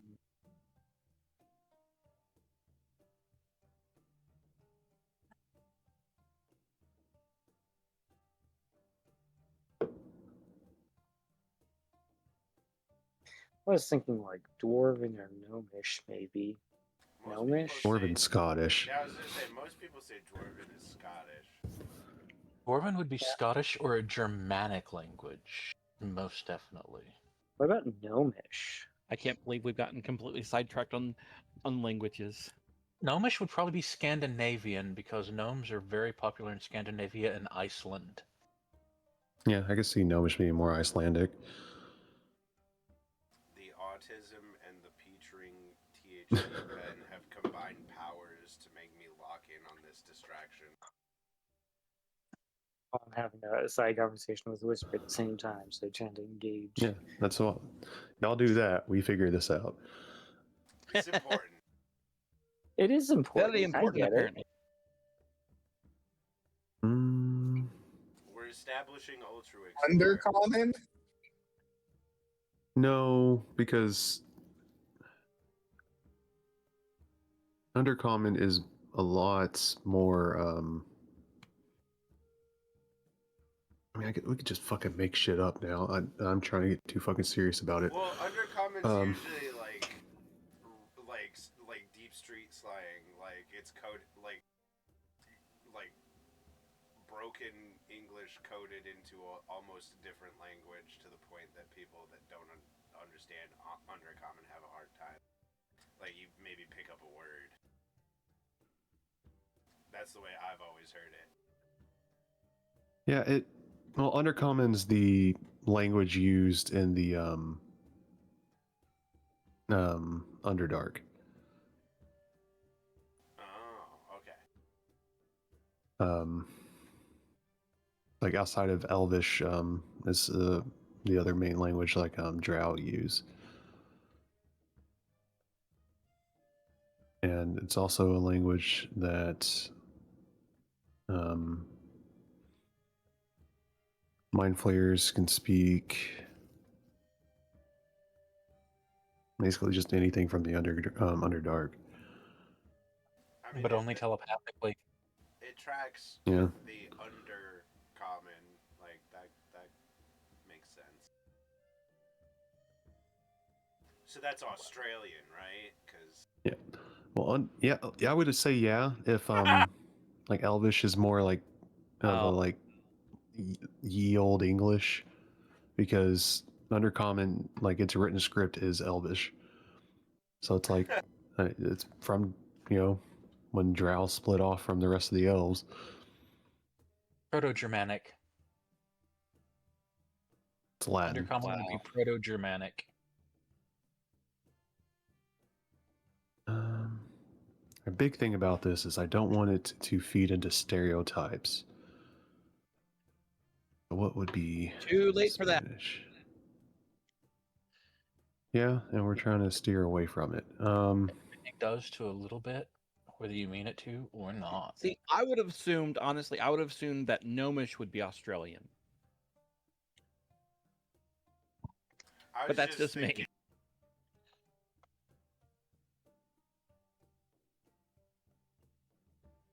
But we've gone way, way too far off.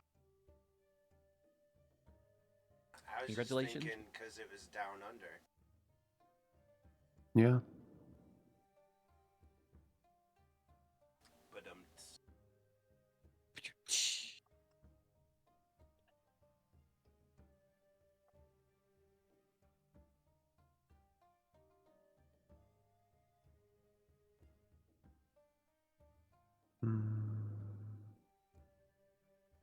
Maybe Orcish.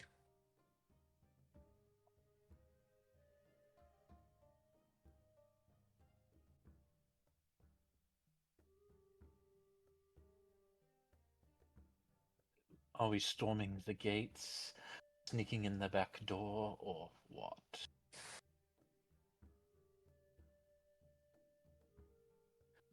Okay. At this point, whatever way we can get in, we get in. So if you think it's better to have Eldon be a distraction at the front gate or distraction at the back gate, and we go from there, that's all fine with Whisper. He just wants to get the shit. Get the artifact and go. It would probably be easier to go in through the front door. Hiding all of you we can.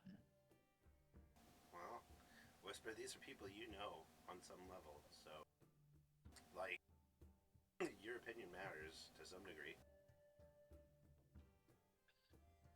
And if we're all sneaking in, me and Mary can assume the form of ravens.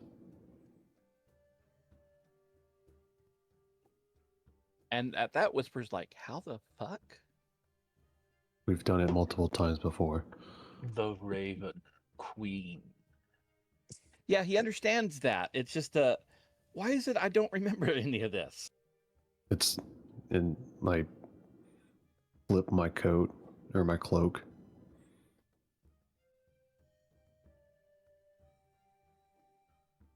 So it's not that he doesn't remember it, he just hasn't seen it. Okay. No, you have several times. Seen it. Yeah. So as a player, I don't remember anything. Got it. Yeah, it's like the cloak of the bat, but it's cloak of the raven. Does it help you see into the future? No, it's not so raven.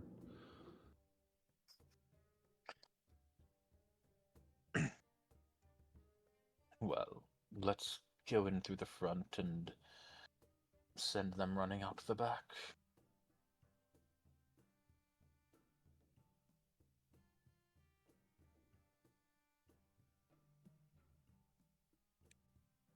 I mean, Yuri has pulled through in the meeting, so I trust him to get us in.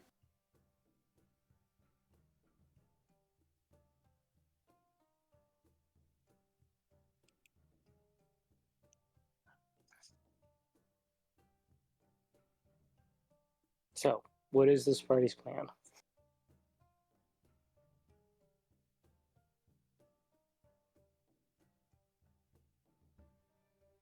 You're gonna meet. Well, Are we still going with distraction, or are we all trying to sneak in the back? I'll walk in the you're- front, hidden. Half of them are hidden. Okay. All but one of them are hidden. Or disguised as a familiar. Whisper as a bat, me and Mary as ravens. Okay. because no one would ever expect Whisper to be a bat. No, especially considering the fact that you're a descendant of a avian that hunts them. Okay. So, backdoor plan.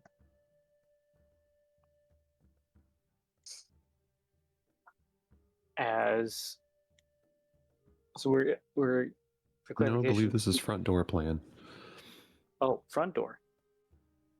Going through the front door. Okay. Is that the party's sneaking in through the front? Just Final laissez-faire, decision. pretending. Just making sure you know how to, prep this and what to get out. Okay. So I'm gonna change maps. So you all want to take a picture of the current map for reference. That'd be your time. Oh, I the blah blah blah blah blah blah. Ah. Okay, Eng- fair.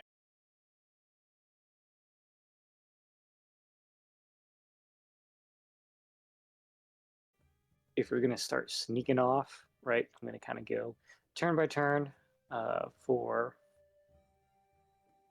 or person by person as we move the main group through. Just let me know which way you're going. You can move your full movement, but then move your full movement or where you want to get to next and stop, because I need to narrate whatever's going on. So that being said, front door it is. As does anyone need to go find anything in town? Spell components, item, lots of alcohol. I don't know. Is there a scroll shop? I doubt it, considering this is more a mining town. Not like heavy magic use. I mean, the only thing I can think of is you would have kind of like a general traders, or Ian Ray may or may not have something. And a cleric of some sort likely somewhere that may or may not have some divine spells on scrolls. I don't think you've seen a temple anywhere around this town yet. I didn't necessarily mean a temple, just a lowly cleric. Well, no, they're not the most religious folk. Well, I mean, at least that you can tell. Um, what spell are you looking for? Silence in case we needed it. Silence. Isn't that a decently high spell? No, it's like level 2 or 3. Yeah, Is it? yeah. Yeah.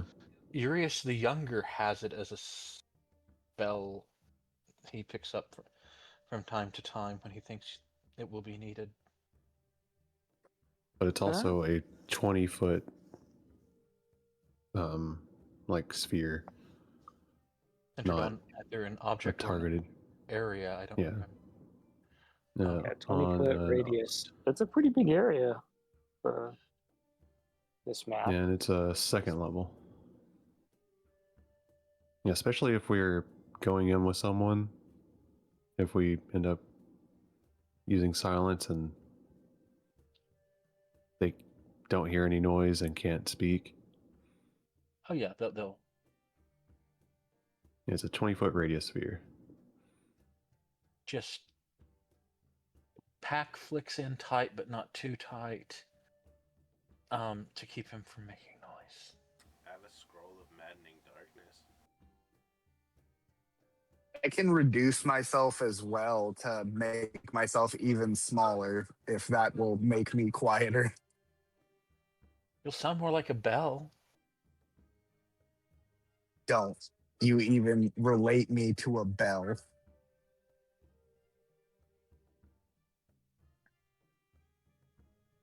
Hey, a bell's is nicer than a gong.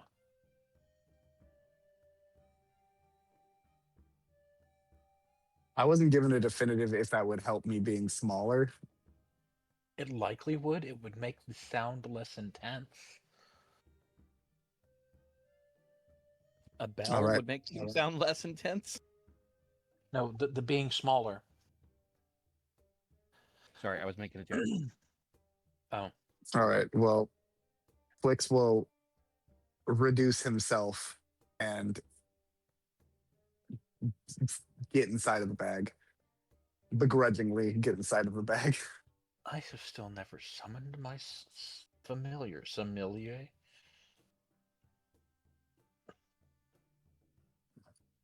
I know.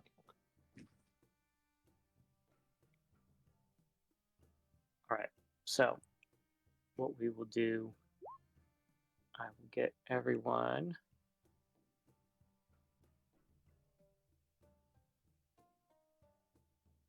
So I assume 500 at the start? yes. And for silence, it doesn't move. Wherever you cast it, it stays there. It doesn't stick. So you can't cast it on an item and move that item? To someone. Correct. It's on a fixed point. Yeah, that doesn't You cast on the item, you can move that item, but the spell won't move.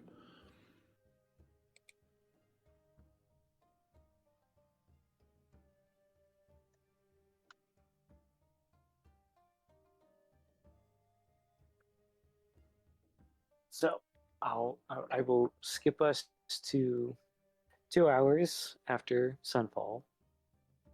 Hearing no one needing shopping. No, there really isn't. A spell scroll area or spell scroll person. No clerics to be found. Ian Ray in the same outfit he was during the day shows up to the Pearl, just in the corner, looks to see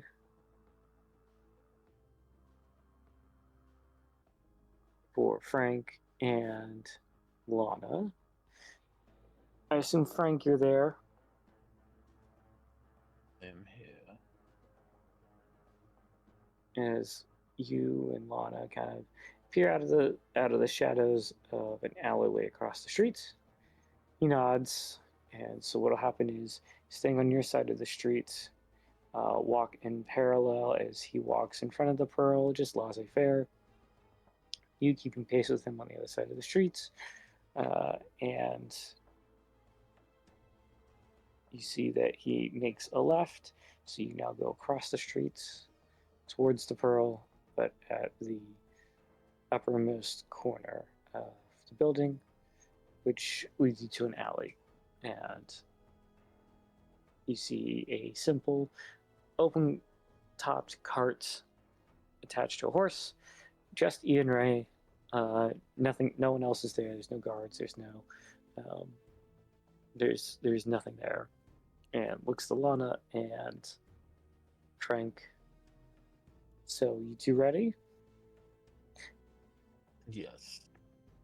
Looks to Frank. You've got the money or whatever you think is gonna trade for this. I do. Okay. And so they start decent normal walk, or excuse me, trot of the horse, and they start moving towards the mountains where the mines are. I assume the rest of the party is following you all. Yes? I'm in a bag. Okay. Attached to one of them.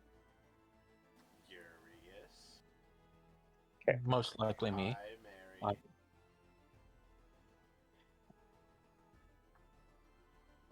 Hello. Perfect timing. I fell asleep. That's okay. You. So the party came up with a plan.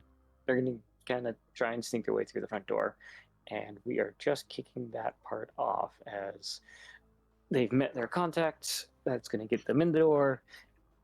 And then there's some background given about the map that you may be seeing on your screen, which I'm going to change out of, and it's going to look very similar, just with no writing on it, that the party have taken some notes on, as this map is full of traps between Lana and Whisper. They are able to remember and figure out some of them, but not all of them. So how I'm gonna run this is what I've done in the past. Y'all will move one movement and then pause, wait for me to see like if anything happens, and then we'll continue. Instead of doing like person by person dungeon crawling, it's gonna be like en masse. Like, okay, everyone move your movements. If you want to double move, and we'll just address everyone as we get to it. But that's the short version of that And plan. more needed details for that plan. Urius is the quote-unquote buyer of a painting, I think. Blix and Rosewind are invisible, hiding in Urius's bag. Whisper is using Cloak of the Bat to be a bat, and me and you are using Cloaks of the Ravens to be ravens. Okay.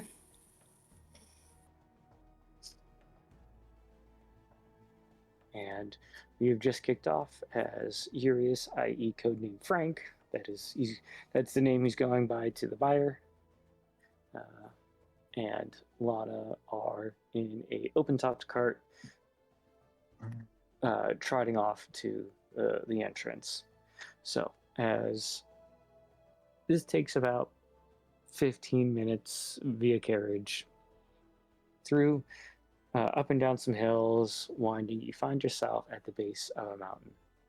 And you'll see that there is a mine entrance there that has a steel cage over it. As Ian Ray, that's the contact, goes to tether the horse, looks to Frank and Lana. Are you two ready? Very much so. Okay, well, I suggest you follow me and try and stay as close as you can.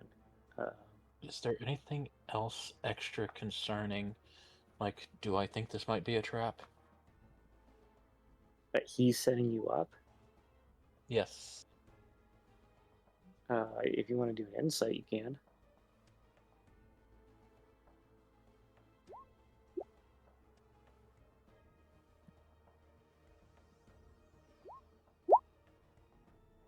No, he thinks you're more just your paycheck. He's trying to move stolen goods. You're willing to pay. He's getting money. Like, why would he want to set you up? Because all that would do is just cause like him more grief.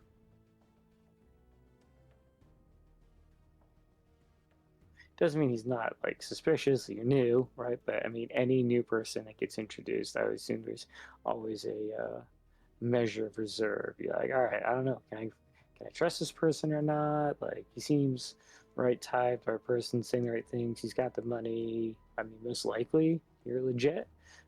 Chance that you're not, well, then they'll play it by ear. So that being said, I'm gonna do a map change. So everyone, bear with me. It's the human.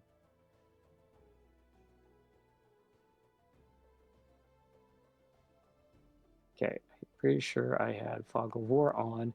So, if you see nothing but black, don't panic You yet. swap to the other map again. Oh, Yeah, you gosh. swapped back to the one we were on. You Or- had us on the Fog War map, and you switched us back to the other one. Okay. All right. Now you should be on the right map. You should see in the western or the leftmost edge of the map, middle would be the hallway. You can drag your tokens out there. Now, I understand that some of y'all are invisible or in alternate form. I got it. So, and if we need more room, I'll open up more room. and tucked in the bag. Things of that nature.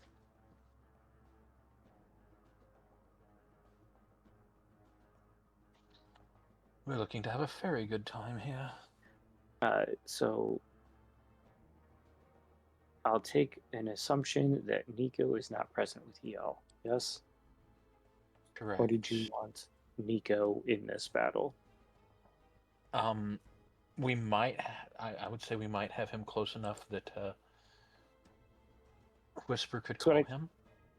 What I could do is have him at night fly, set up, like follow you at a high level, and then once he sees where the entrance is, he just hangs out close enough for possible message or sending, and he's going to be out. He could at least find the front entrance and figure it out from there, if that's what y'all want. Okay. I see only That 3 sounds people. safe. Well, 2 of them are on my. 3 of them are on my person. Well, you can. They can still like have a square, right? Just for reference. To And save then the they time, follow it's probably you. best just to not have them on there. Okay. If they're just gonna follow suit with you until a certain point, that's fine. And 2 of them I are will. in his bag.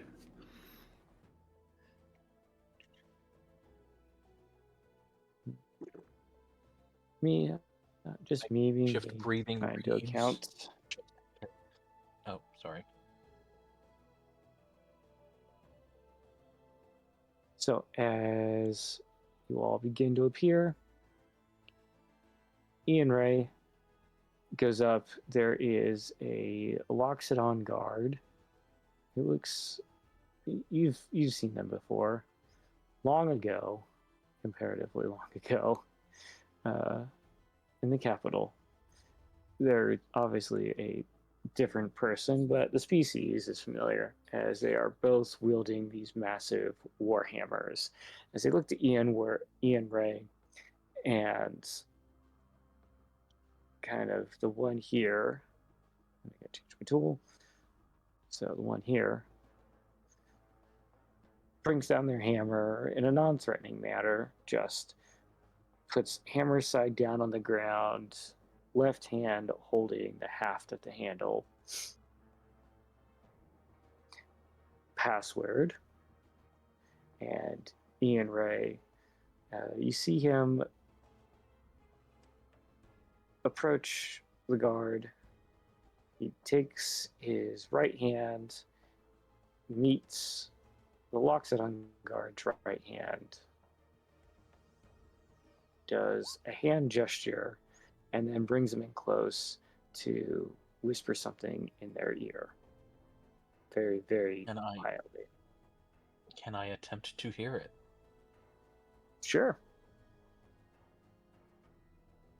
And anyone within range, if you think you could hear, I mean, he's trying to keep this super quiet.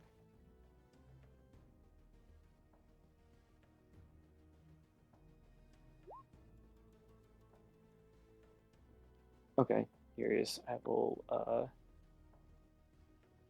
going to send you something. Whisper, you just, muffled sounds. Nope, didn't notice anything. I mean, you see him speaking, you're like, oh, I can't hear crap. As you're probably peeking out of a cloak pocket.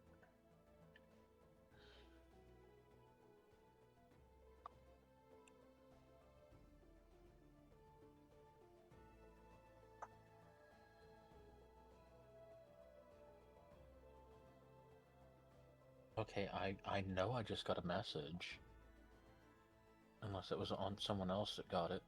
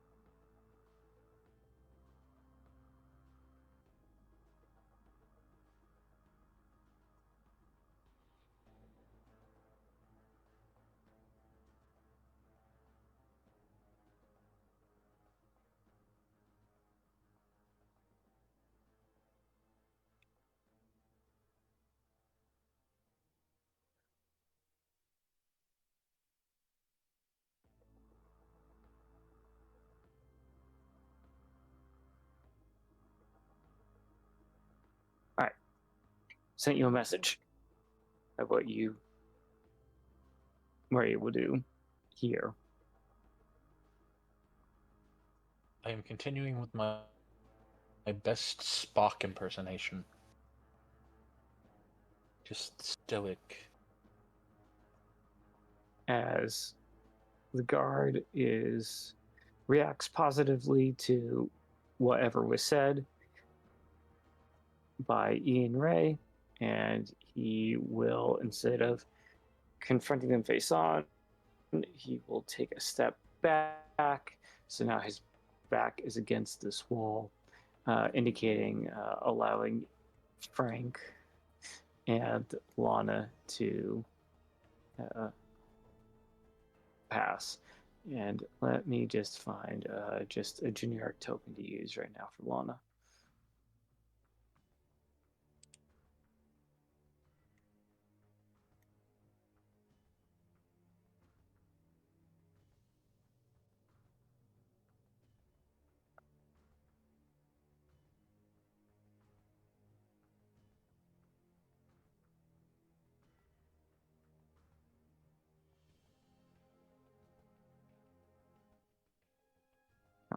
There we go.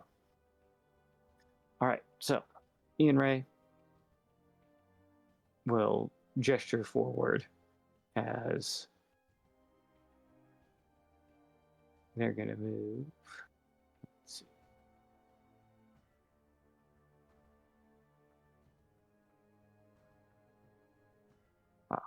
So I'm going to use, just for figurative purposes, use Lana, who will be represented by this here. So movement 1 for everyone. I'm going to start opening up the map.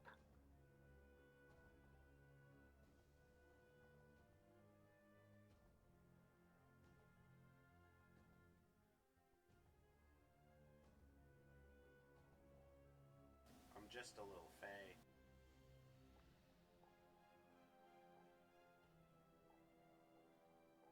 As I you am begin also just a to- little guy.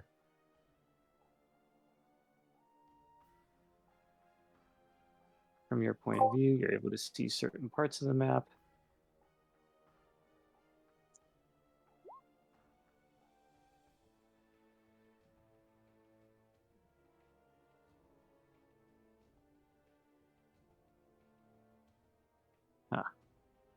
Interesting. The trackpad has a weird delay on it. Man, So if something's not showing, let me know. Foundry would be great right now. Yeah, I was meaning to mess around with it this weekend. We had some family medical issues pop up, and that kind of threw everything sideways, planning wise. Just if you do Foundry, you just draw the walls in, and then you don't ever have to reveal anything. Shadow of War reveals for you. It's really nice. You don't have to pay extra for that feature like you do with Roll20. Well, Oh, all right. It makes you pay for it? It's gross. Yep. You see, you have a. Let me zoom in here to make sure. So you have another Lockset on guard here at the end. You have what looks to be it's a pirate. So here we go. Ping. So Lockset on guard here.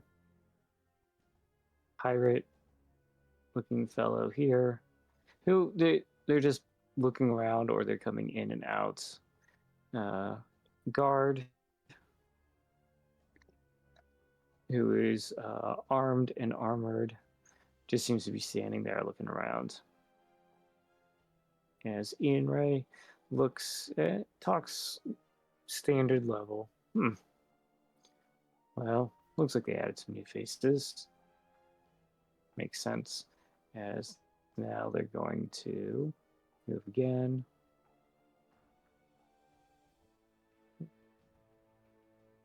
And as he gets here into this central chamber, he's going to look for Urius and Lana, and he's like, all right, so stay close and just follow me. And he's going to go straight south.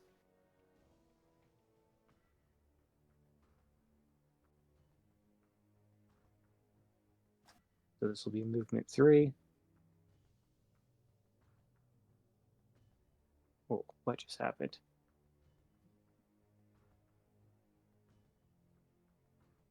I have no clue. I'm following. Now my it's just slowly dying on me right now. There's a delay between what I'm trying to do. I click a button and then it catches up.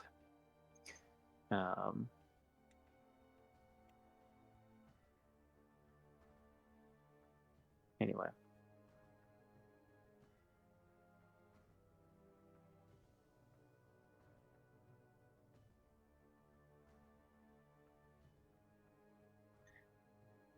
As he purposely goes and avoids the middle.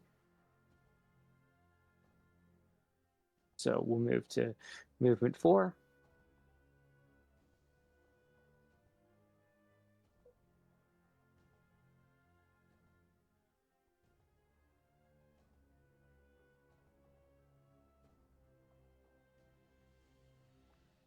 Movement 5. As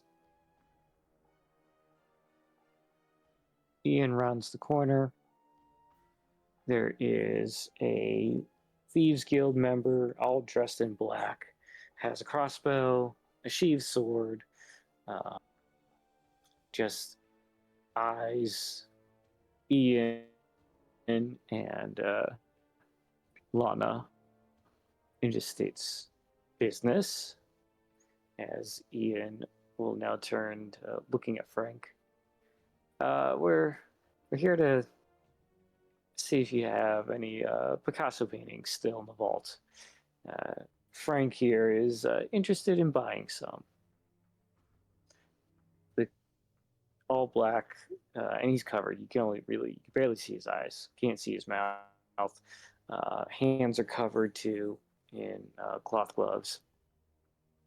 Looks over, looks to Lana, recognizes Lana, and recognizes Ian Ray. It's like,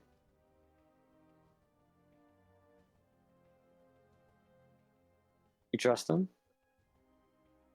As he looks to Ian Ray, he looks to Frank.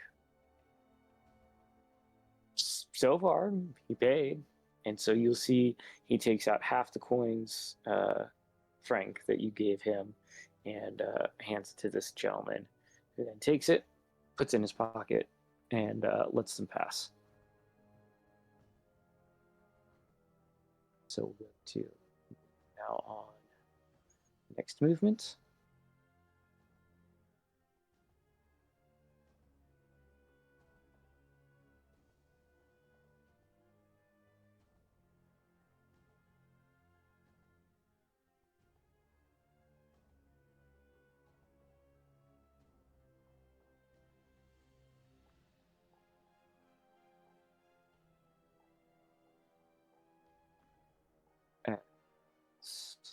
Grab tokens. Next movement. Good. Everyone's following.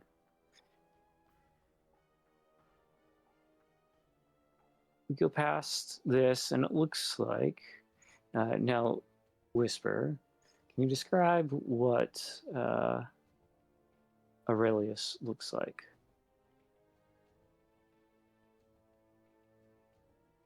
To begin opening up some maps, or some of the map.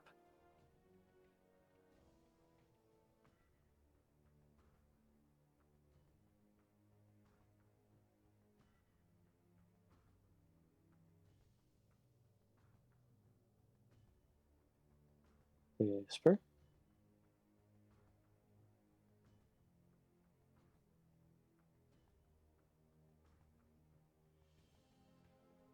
If you're talking, we can't hear you.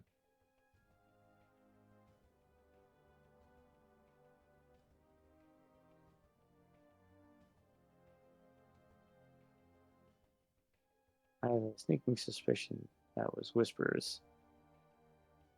It was. My computer's just being slow, so.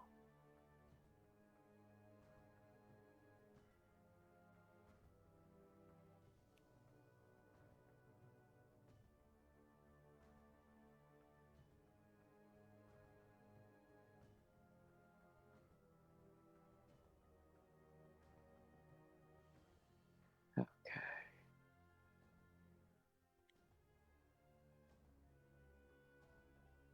Well, so Wait a in minute. this southern area I am currently opening, you'll see a fair amount of people. Whisper, you back?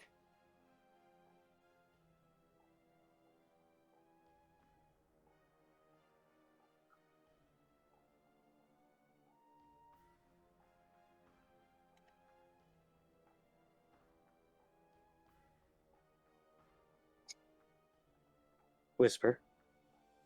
His puppet's back.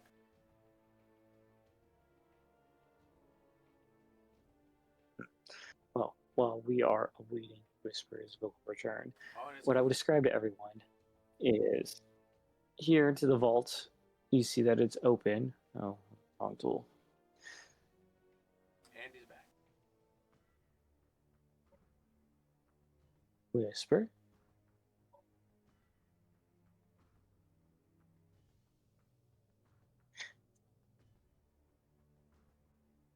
As I'll continue the description. So here in the vault, due east, you see chests. You see chests overflowing with coins, gold, silver, no copper.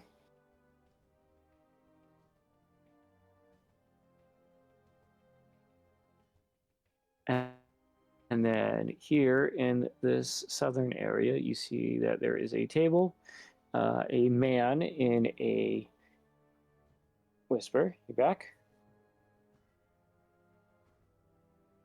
So you see a man behind the table having what seems to be a very serious discussion with those in the room. In the room, you can see at least two armed and armored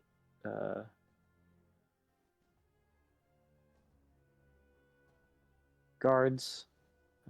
And it looks like I'm not right there. Okay, try that. So this is who I'm describing, as I want Whisper to provide a specific description. And you see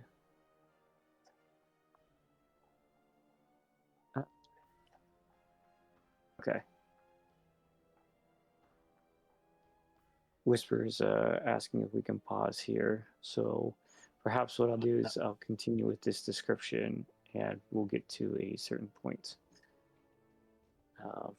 Anyway, as you see another member here who looks more. It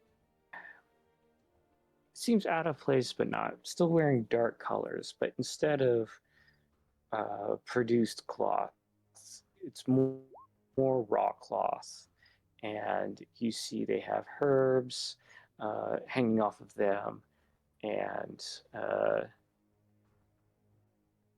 have animals kind of running around their body.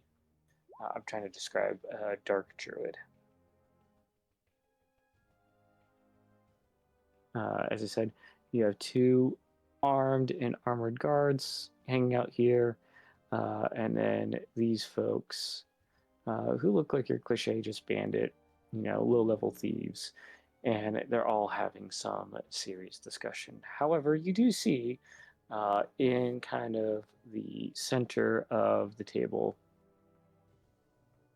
here, close to Aurelius, you have this shining orb that is lighting up the entire room.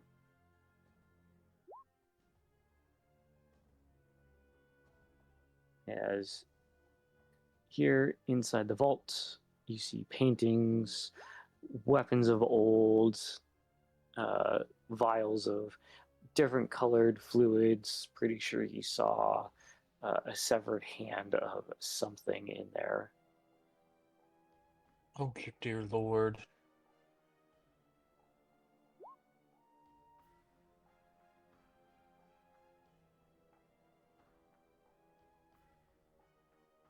Whisper's being whispered today.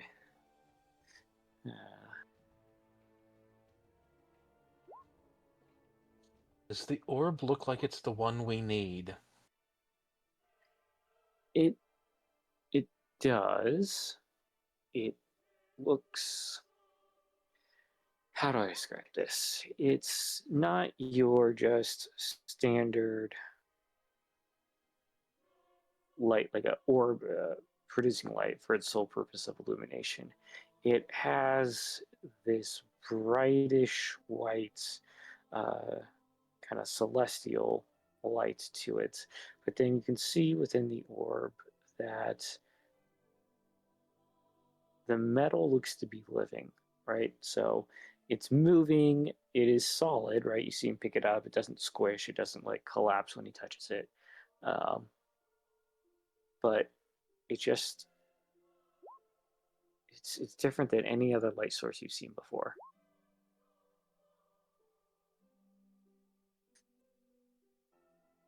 And as I finally get the description of Aurelius from Whisper, and I will announce it for the party as we are working audio difficulties.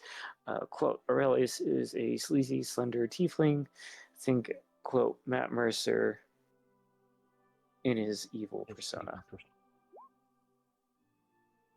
Twisty mustache and everything.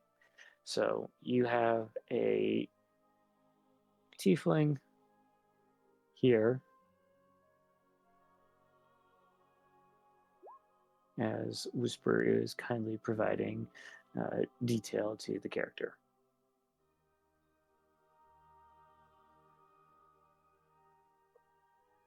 and seems like every time they talk to the group, he always has a hand on that orb. Like he likes showing it off, but also doesn't trust anyone. So he's very much like death gripping this, and is like somewhat conflicted of like showing it off, but also wanting to protect it so no one else has access to it. That painting the scene, Ian Ray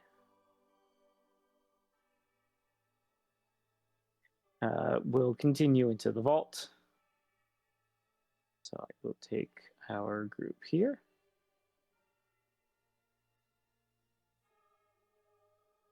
Maybe token will ever move. There we go.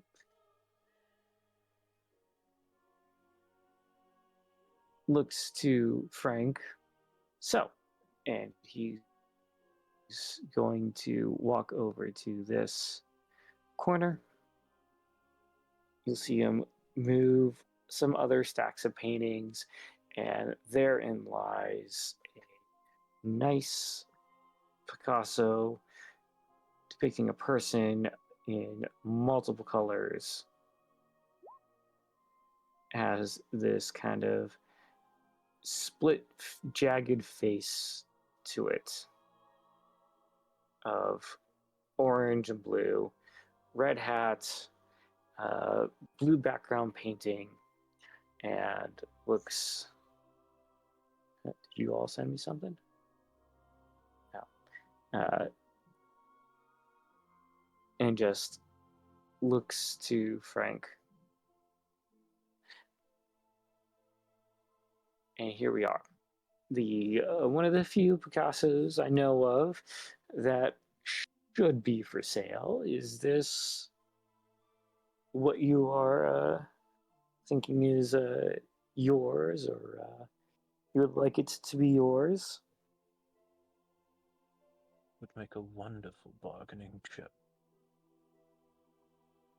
Well, and it has a very nice opulent gold frame carved all the way around as he looks. Well,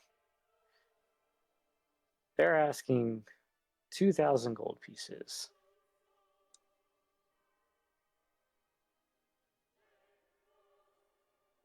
Do you have that? Or something of equal value? As you see that same assassin that was talking to you previously walk in the room, kind of just lean back behind as Ian Ray looks. Still for sale, right? The man in black just nods up, down. Yeah, all right, so it's still for sale. I most assuredly do. So he'll hold out his hand.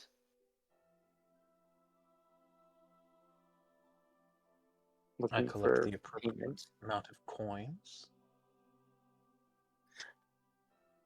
And once you hand it over to him, he takes it, hands it. You see, you take a chunk out, not sure the exact amount, and throws it to the man behind you. And says, "I expect my cut in a week." Guy just nods, and then Ian Ray will take the painting and proceed to this area where you see there are crates, and he finds the crate that this came in, and you see him take out the sheepskin and kind of wrap it, put it into the crate, take a hammer and some nails and nail it shut, and then grab the whole crate and look at Frank. Well, here you go. If that's everything, I mean, unless you see something else, in this vault that catches your eye.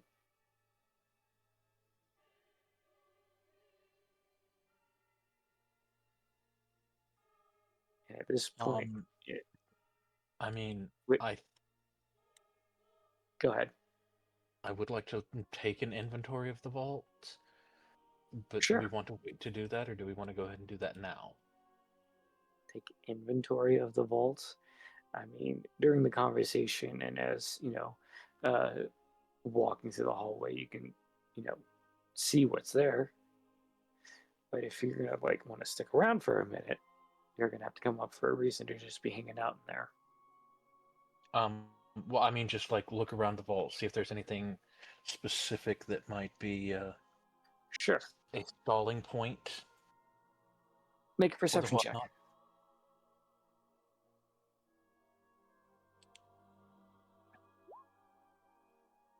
Even that Okay. was still a decent roll.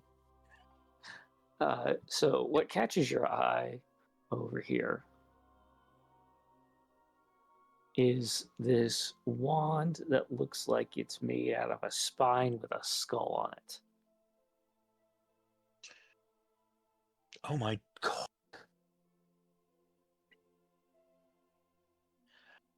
That wand looks familiar to me. So you can go see over there. I'll drag our token over there to just be the figurative. That's what we are.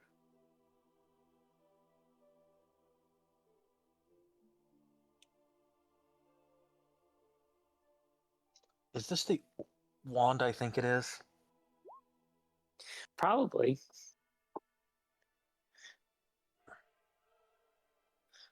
But if you want to find out, you're going to have to vocalize it.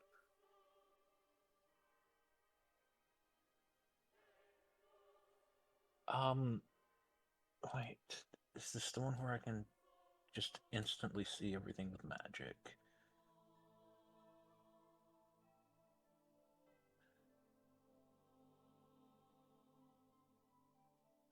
Yes, I have had my I am definitely detect magic using, since Okay. I can do that at will. So as you start pinging magic, right? So from your current position, the wand is not giving off anything. It looks mundane to you.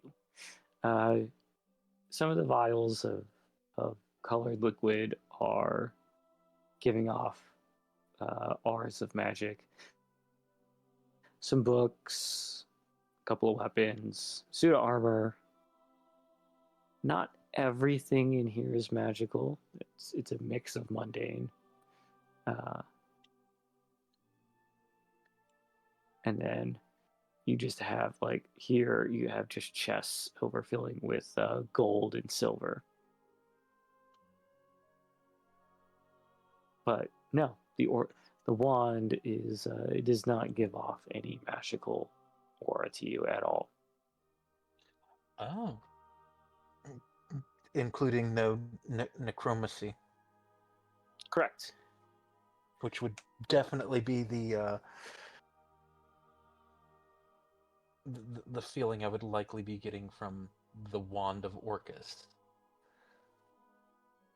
Yes, you correctly identified what this is in terms of what it is supposed to be. There's something not quite right about this one, though. You sure? Like, I, it's been here a while. I didn't bring it in. As Ian Ray looks to you and Lana, looks to Lana. Lana shakes her head like, not me. It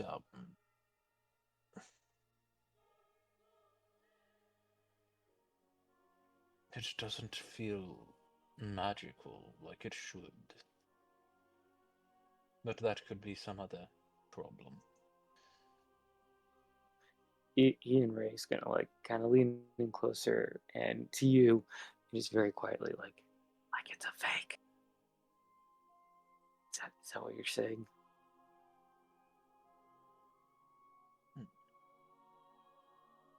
Then it is not most definitely the one that had passed through my hands centuries ago.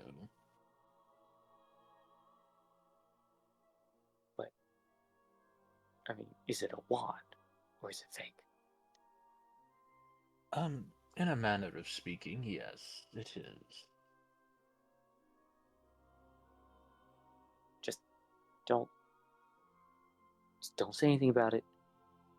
As Ian Ray is like looking to the guy in black. Guy in black is like just lazily looking over, sees you guys are talking. He's like, just making sure you're not stealing anything. And he's like, yeah, just don't tell anyone. Like, I don't want to deal with whatever that's going to turn into. Just I do have a question though. Did he pick up the wand? who The pick up the wand? the The guy talking to you? yeah.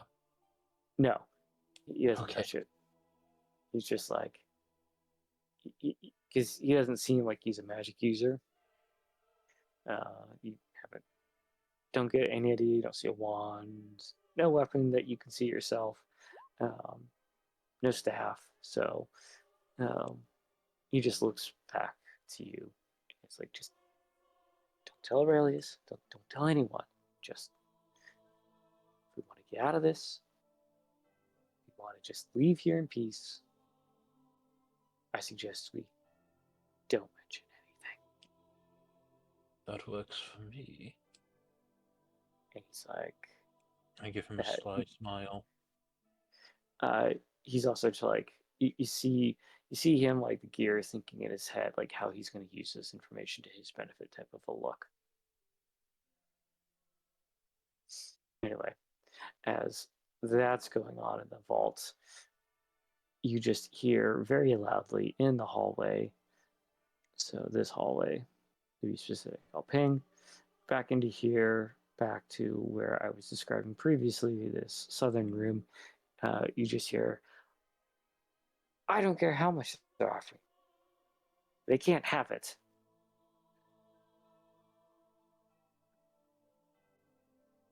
It's mine. Almost like in this very possessive type sounding voice.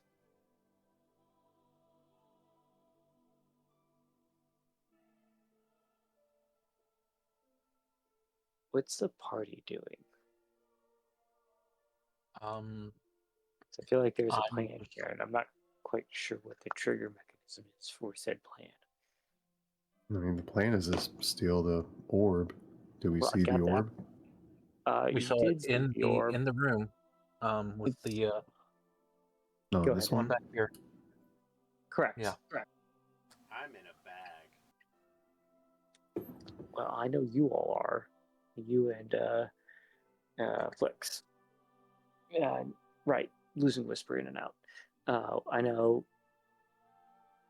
Eldon and Mary are currently birds, ravens specifically, just so quietly, stealthily flying around. And Whisper is a bat hanging out somewhere. I will say just loud enough for those that are within like 5, maybe 10 feet of me. I will mutter, well, I don't really think we have the balls to mention that to him.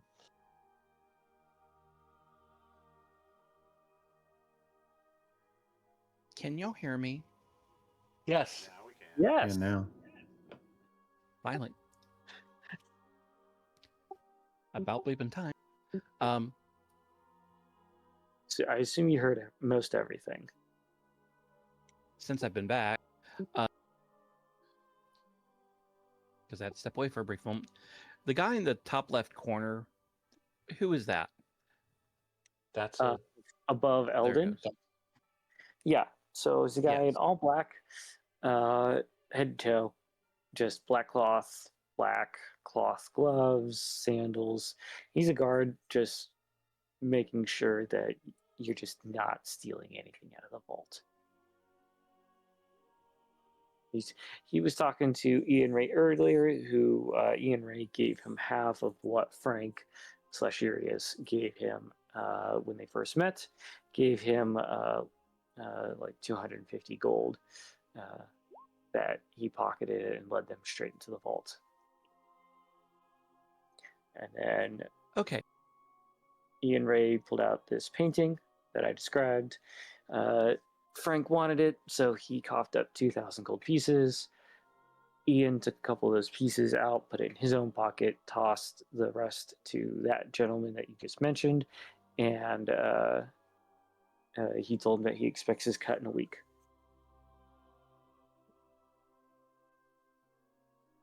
Okay. So is it for the Cloak of the Bat? Is that like a move action, standard action, or bonus action to transform back? It should be written into your description. He's like, Basically, you can just drop concentration anytime within the hour. Okay.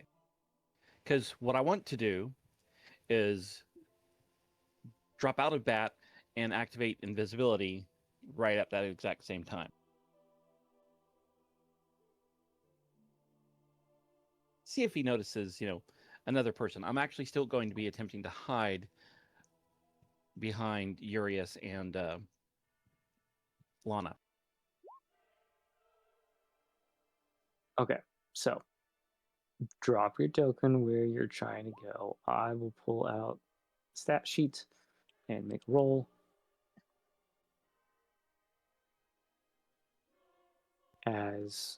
So if I understand this right, you are going to. You probably don't want to land there. There is a wand that looks like a skull on a spine. Well, I'm also small size, so. Oh. I mean, I get what he's.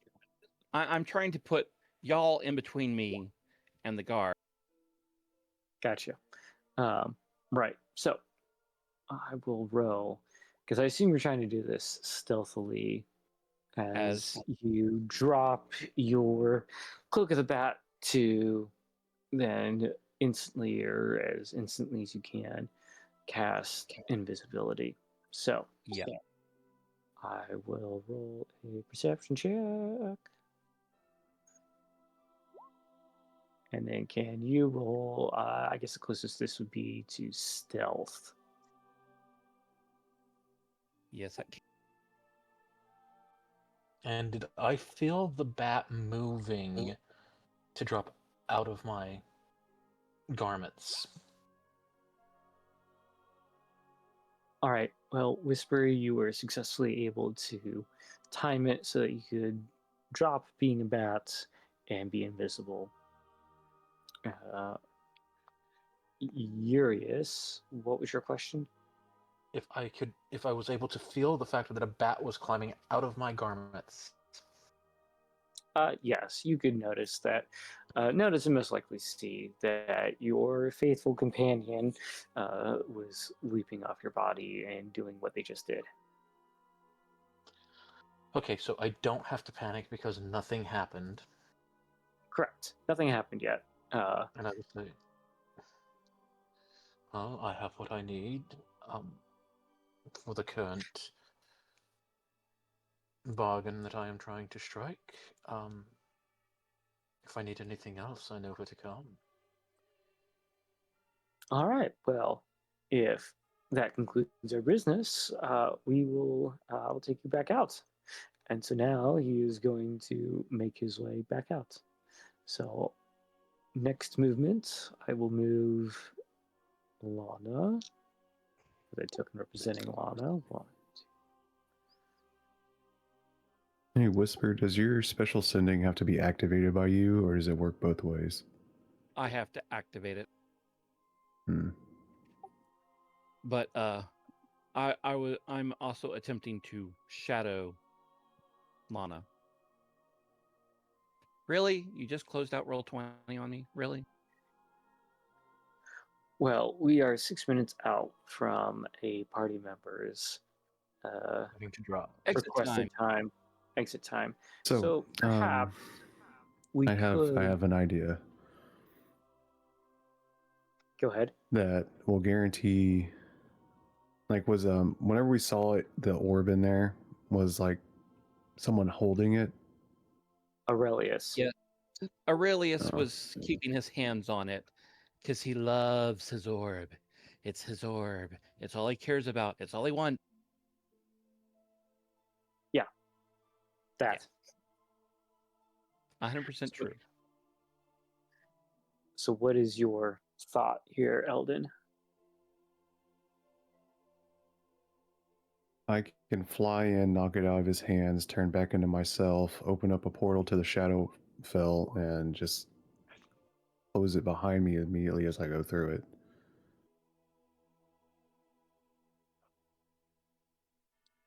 Okay. Yes. Good. How? And then you can reappear in this world at some other point. Nope. Oh, we have to go find you in the Shadowfell. Again. I mean, I'm down for that.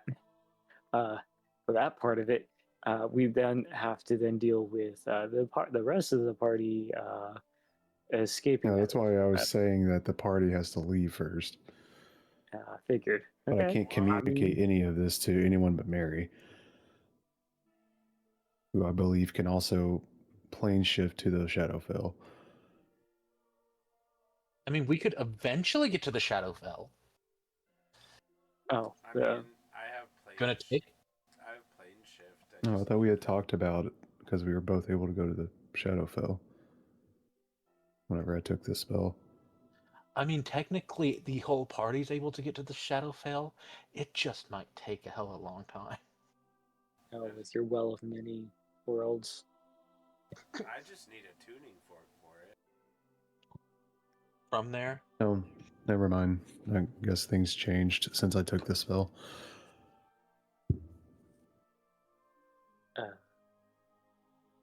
Okay. Well, perhaps if we break here, since we have a party member that needs to leave here in 3 minutes, it'll give everyone time to think.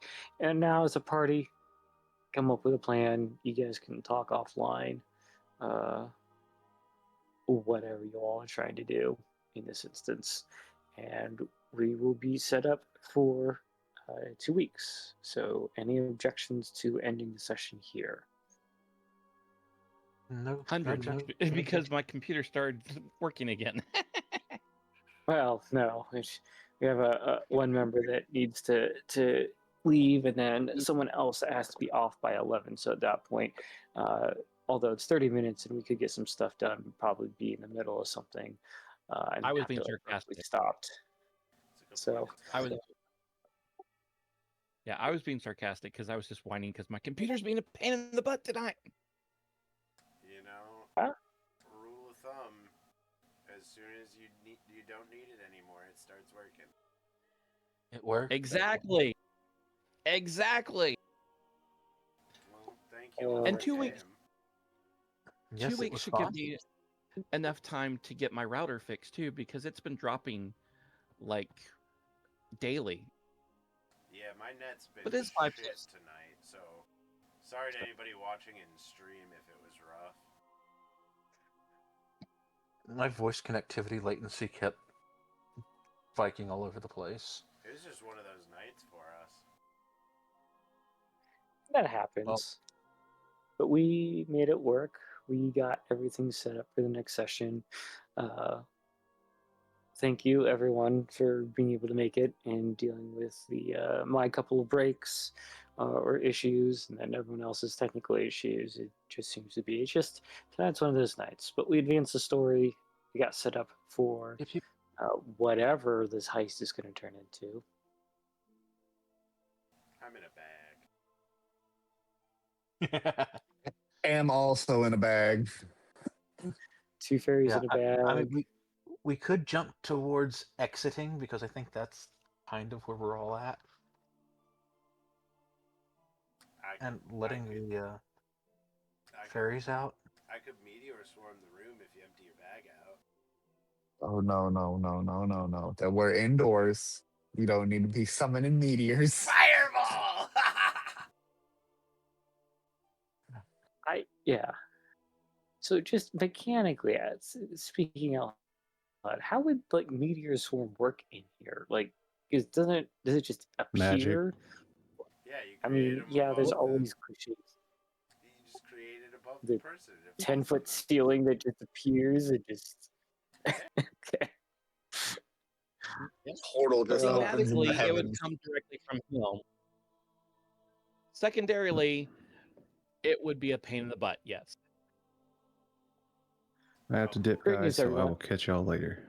Night, right? Catch Good you night. later. And anyone else that has to leave, thank you all. See y'all in 2 weeks. I shouldn't have any conflicts. I will say I think that will be the last session before my family and I go on vacation for a minute, and then we'll be back. But the meteor swarm, I mean, that's like, hey, good news, killed everyone in there. Bad news, now there's a giant meteor blocking that room. I assume the meteor just doesn't disappear, right? You just summon this giant I hunk of think space rock. There would be debris, but it would be basically disappear afterwards. blazing orbs of Would fire it? plummet to the ground at 4 different points you can see within range. Each creature in a 40-foot radius sphere centered on each of those points makes a dexterity saving throw. A creature takes 20d6 fire damage and 20d6 bludgeoning damage on a failed save, or half as much damage on a successful one.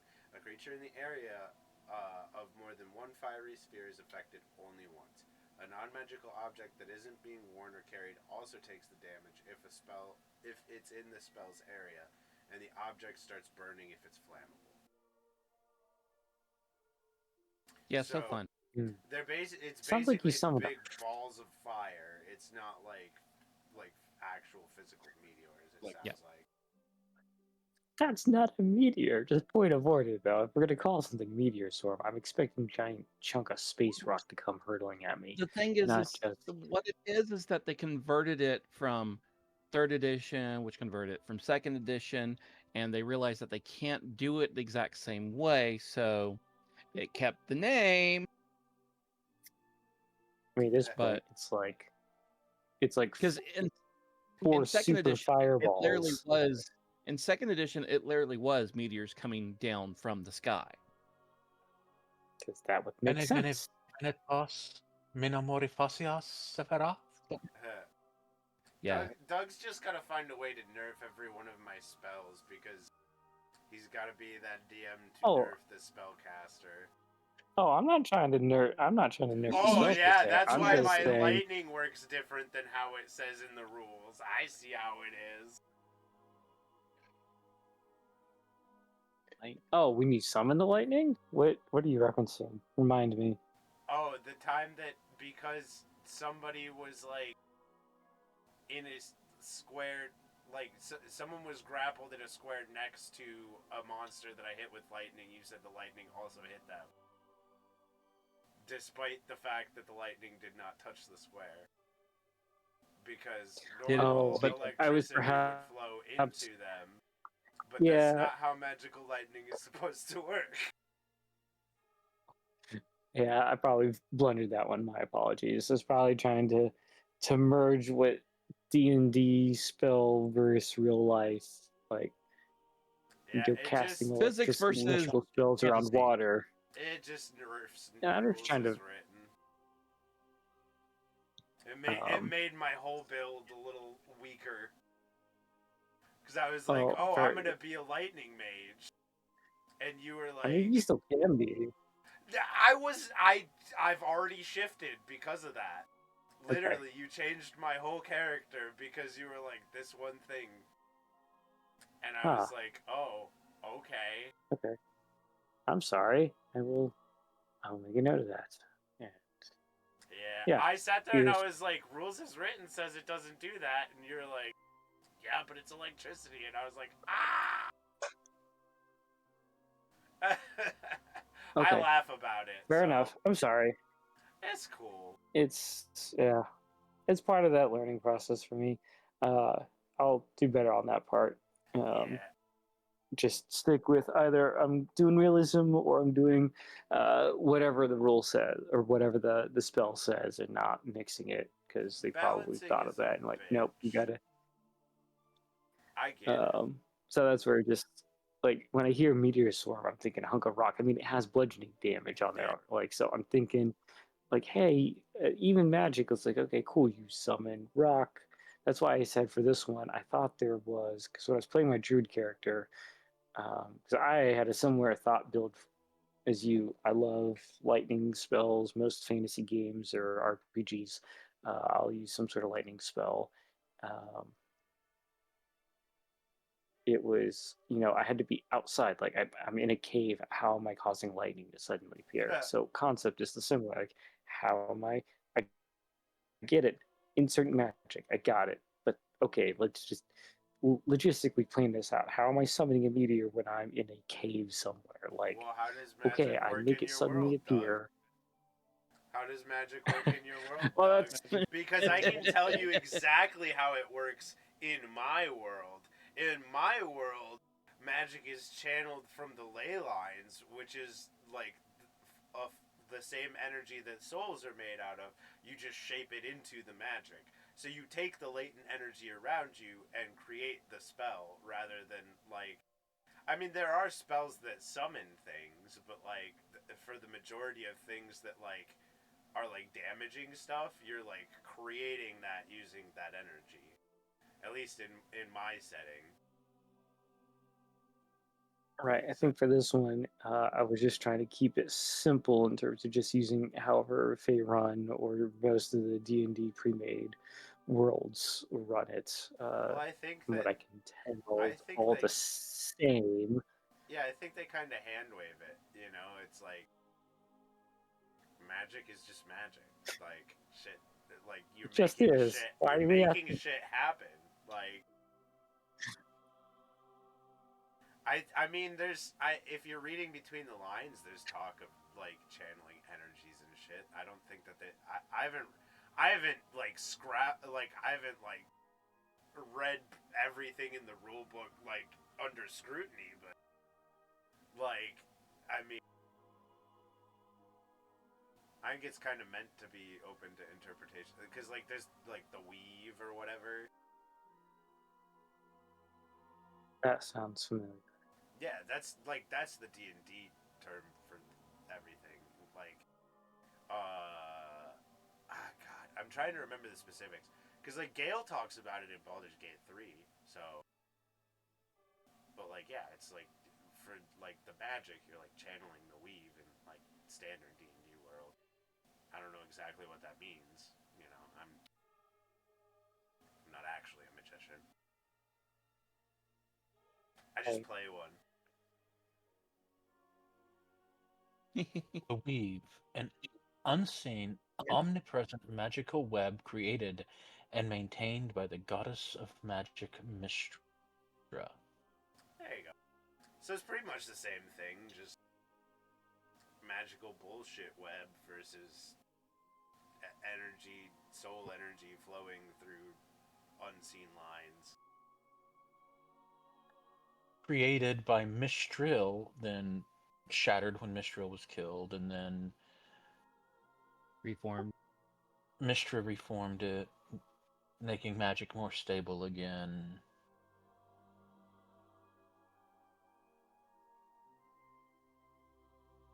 Anyway, anybody who's watching on stream, thank you for tuning in. If you're watching later on VODs and stuff, remember to like, comment, subscribe, all that fun jazz, and have a good one until we see you next time.